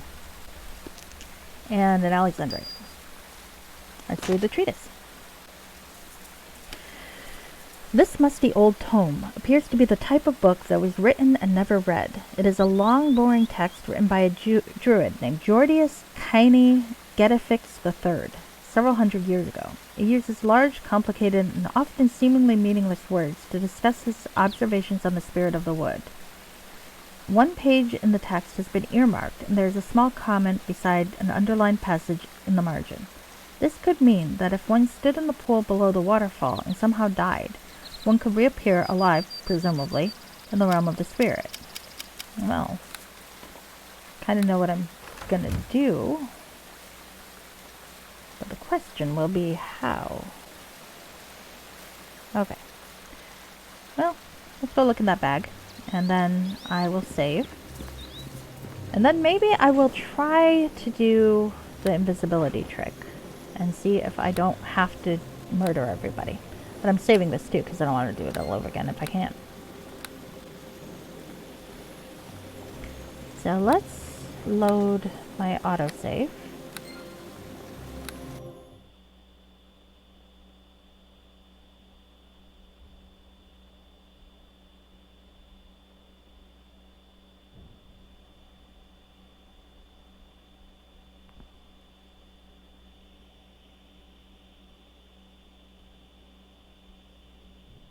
Okay. Let's sleep. Nope. Enemies nearby. Too bad. Alright, well, I do have to bash open this door. The no matter battle what. is on! But, do I have an invisible potion? I do have a few, actually. So that's not bad. Oh, fuck. Alright, well, let's kill this thing first.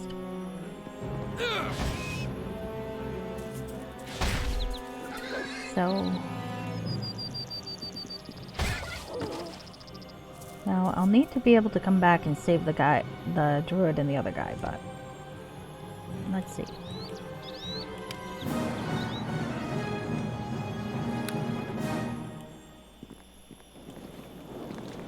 Walking past, walking past.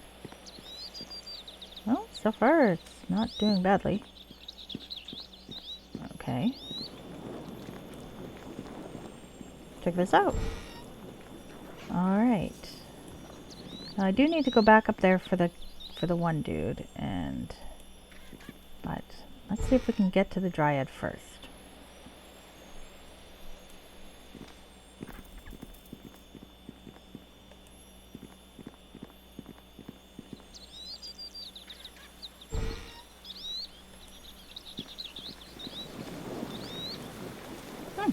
Hey, it seems to work. So, alright, we're gonna run through the dialogue. Oh, hi, cat. What you up to? And see if this is possible to do without murdering everybody.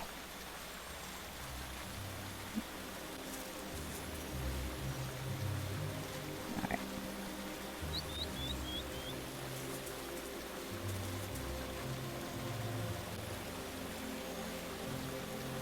Okay.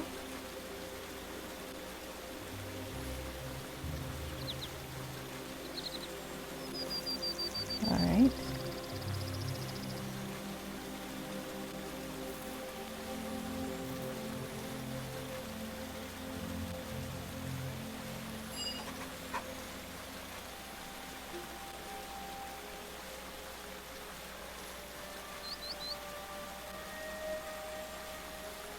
I forgot to ask about the dwarf. That's okay. Alright. Well, let's see. So far, this is looking pretty good and non-murdery.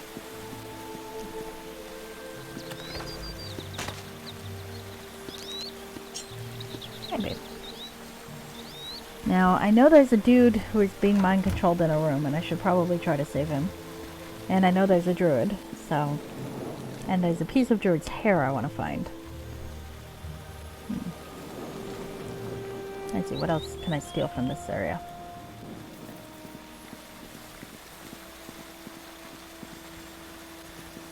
Okay, farewell. Okay. Well, she seems like a nice lady, now that she's not, like, kidnapped people. Oh, that's what I want. There are 1,500 treats on the floor, cat. Eat your fill.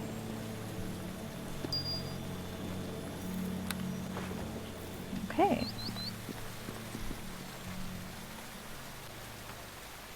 Sorry, I still have to leave you behind for now.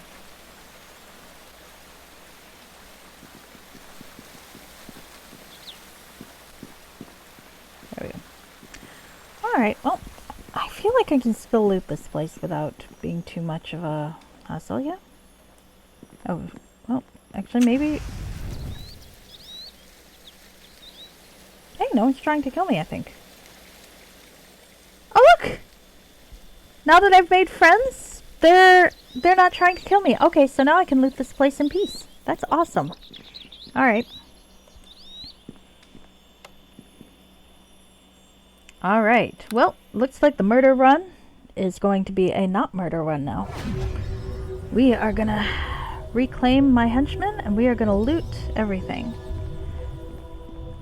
It was so strange, you know? I'm thinking, you guys probably don't really want to see me loot this whole thing again, though, so I could always just do that off camera and call it a night. But on the other hand, I'm gonna call it a night anyway soon, so let's just loot the place. Okay. I'm not gonna read any of the dialogue again, because I already did it, and I'm tired It's and cranky. done. Alright. Hello, magical nymph druid slave. Can I talk to you? What happened to me? Where am I? I must find my family. Oh, well, the nymph let her go, at least, so that's good. Piercing arrow. That's not bad.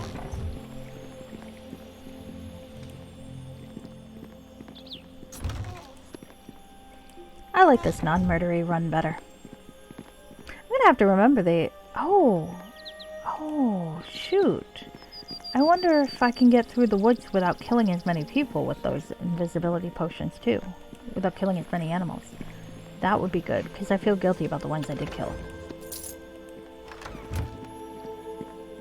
I'm gonna give that a try. Next game. Very cool. That is a nice thing about this game, is that even the weaker quests, you have multiple ways to solve them. I did not think this was gonna work, and it did. See, look, they're not attacking me anymore.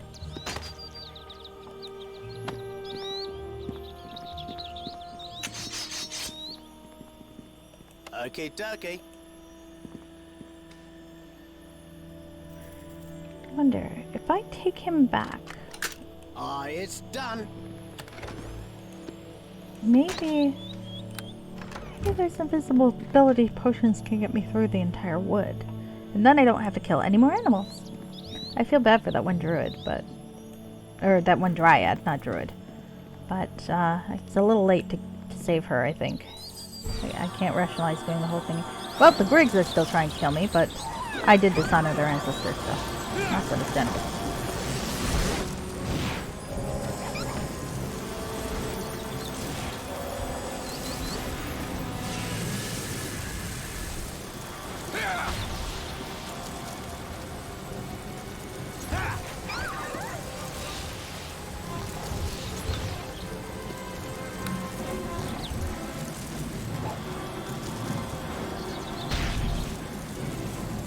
Alright.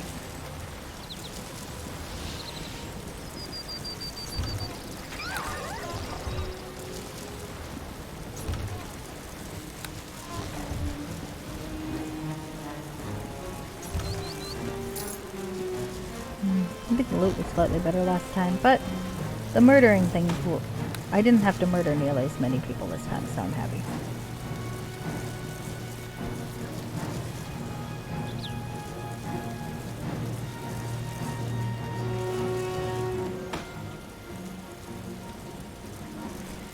So I don't necessarily want to take Tommy with me through the wood.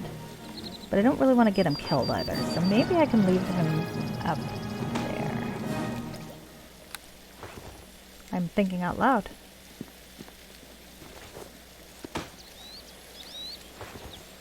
I should have thought to try the invisibility potion. It didn't occur to me.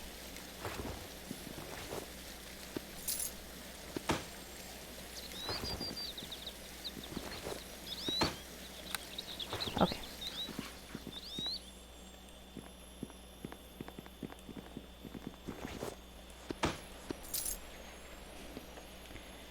Alright. So, we're gonna just loot everything else now that we can. Okay.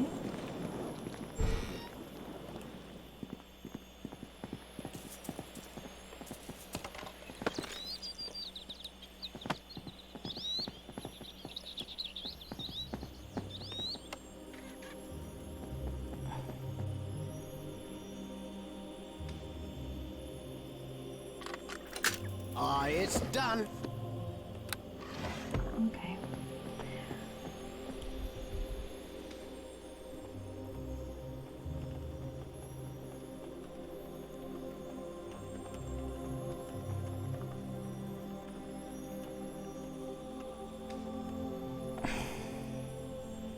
There we go.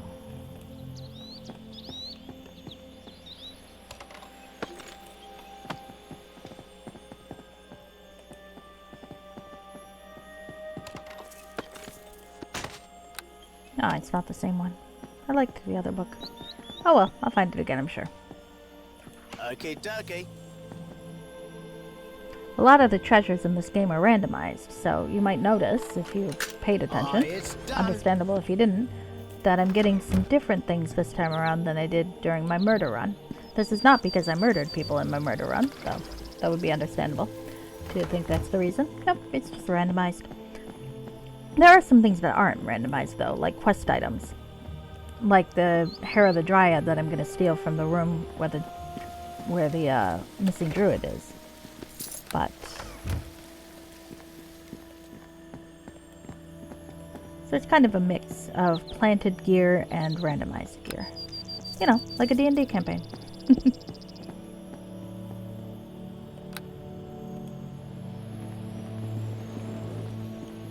Okay. Another druid nymph slave. How are you? Yes. I didn't have to murder you this time around. I'm very happy about that. Look at all these people I did not have to murder. It's done. Hi, Sega Fan 001. How are you?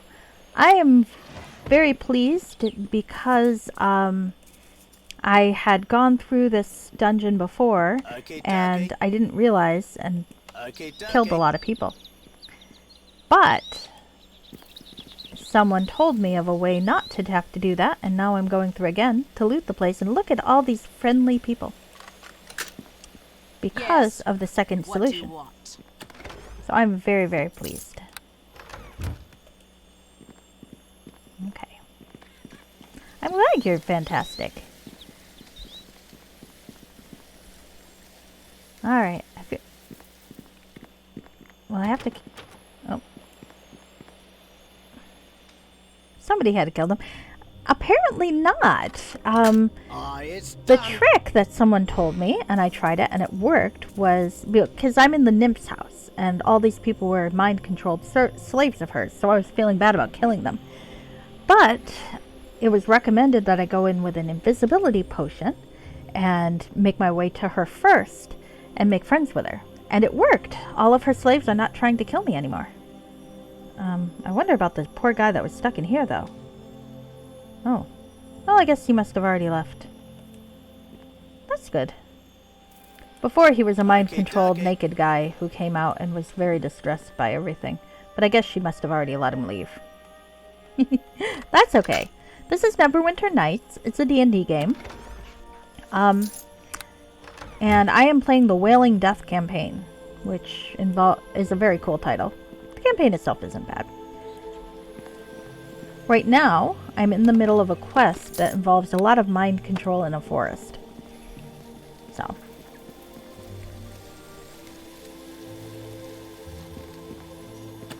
You caught me at a very boring part because I'm just looking through boxes and talking to NPCs.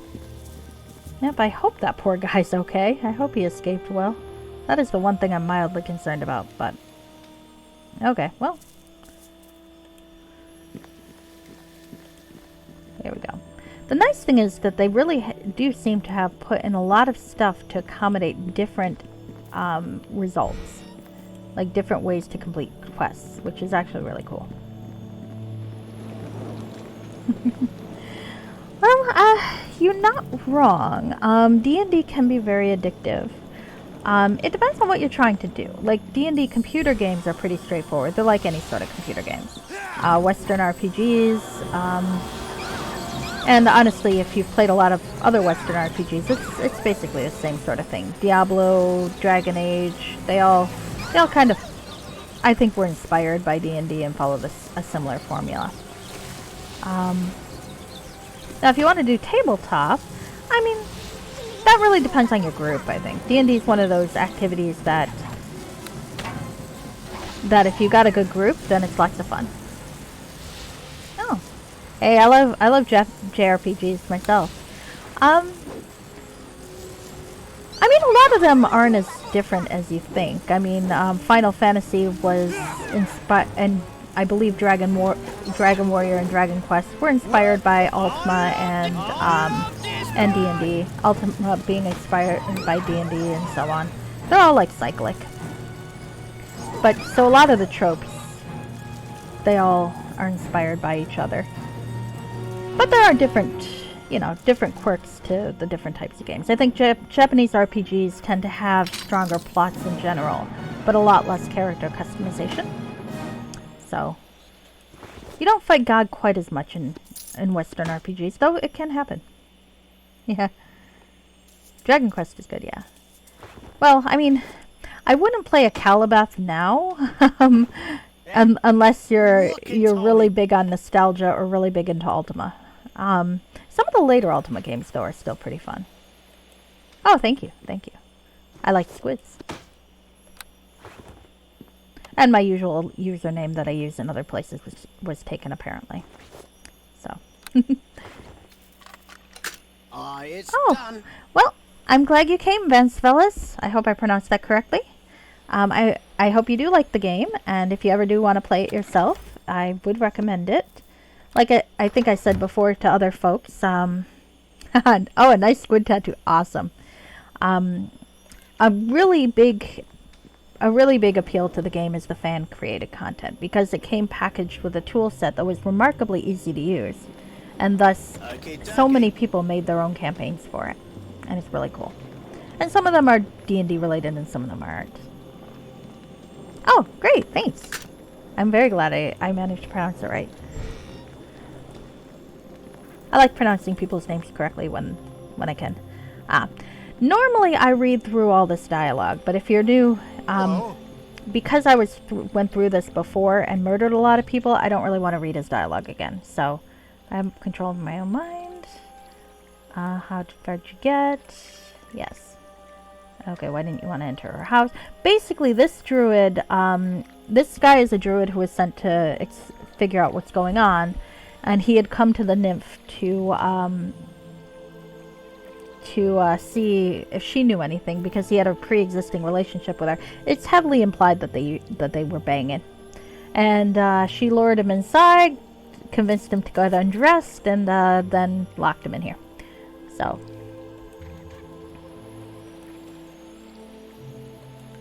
Alright. So. Okay. He is recommending I talk to someone named Satara in the wood. So, here we go. Alright, I've helped him leave. Okay. Like I said, normally I read through all the dialogue, but I just did this when I was murdering people, so I'm too lazy to do it again. I love the squid tattoo, though. Yep. I mean, Western RPGs and such aren't for everybody. Oh, more nymph slaves. Hi. Thank you for not killing me. But I like them. I like JRPGs, too. I like all the RPGs. They're fun. Like, folks will do that whole, if you had to choose column A or column B, and they'll have all the legendary things in column A, like Skyrim and DMD and Diablo and such, and Baldur's Gate, and then they'll have the column B, and it's all the Final Fantasies and Xenogears and Xenosaga and all those fun things with great plots. And it's like, I can't pick. That's so mean to make me pick. What on earth are you doing, babe? Alright. I've got a very cute cat. You can't see her because I can't get my webcam to work, but she's very cute. Just imagine the cutest little tabby cat you can possibly imagine, and you'll get close. Alright, here we go. I do apologize for people who watch my stream because I'm very repetitive. I say the same thing many times over in many streams repeatedly, and you just kind of get used to it. Or not. You don't have to get used to it. No one's forcing you. Alright.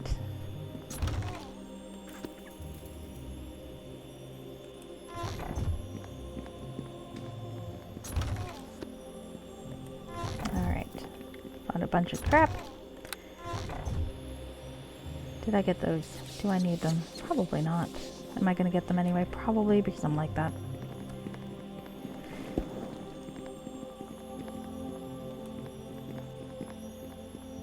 Alright. Ooh.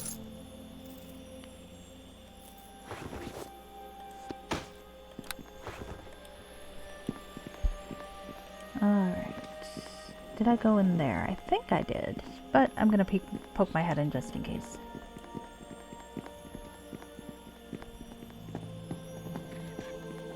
Alright.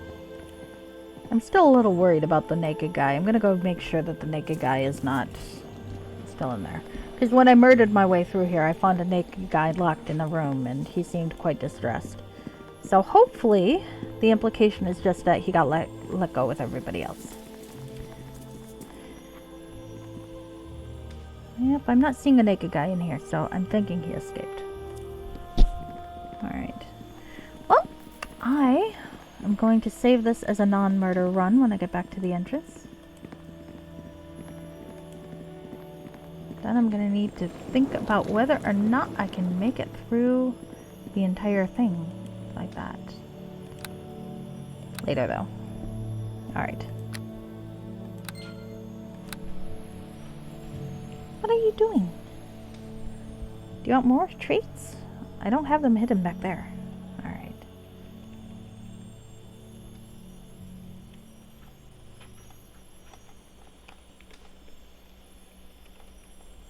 Alright, lovely, lovely. Okay, so I think I'm going to call it quits for tonight, with Rashke's wonderful help, no, I didn't figure it out, but they figured out a way I could do this without murdering people, and I am thrilled. Because I felt bad for murdering people. Gonna close out. Oh, thank you. Have a good night. Oh, I will show you something real quick, though. I mentioned the awesome fan content here. You can see here in this tab some community modules, and these are some of the highest rated of the fan created modules, and you can download them and play them. There's also, these are some local modules I've downloaded that I will probably play on the stream at some point, assuming that one of the creators don't tell me not to. So, alright, wonderful. Okay, so now let's see who I can raid, because I want to raid somebody. Oh goodness, I forgot to run ads. Well, if anyone got ads, I do apologize. Aw, thank you, Mr. Crappy. I'm glad it was nice and relaxing. Oh yeah, I think it's lots of fun for D&D fans. But I would think there are some folks who've done some really interesting stuff that aren't D&D related too. There was one that was very much inspired by a JRPG. Now I don't know how well they got the JRPG tone. I haven't played it, but if you go on Neverwinter Vault, you can see a lot of cool stuff. Alright, so raid channel. Who can I raid? Who can I raid? Oh, does anyone have any suggestions for people to raid? People that I follow. Oh! Let's see.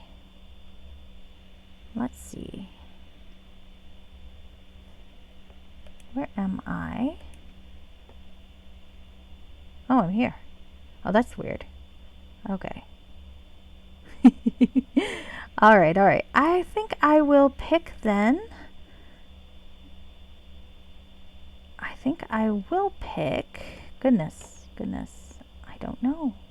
There's so many people to pick.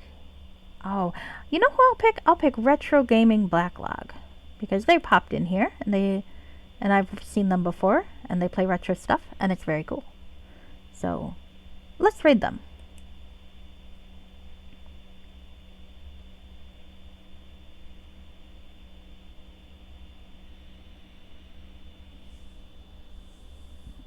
Okay.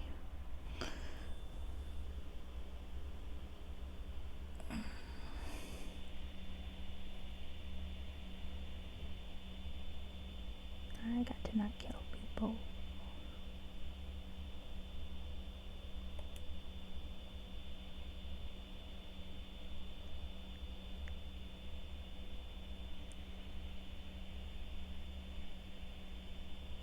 Let's see. Did it work? I think it worked. Woohoo! Good night.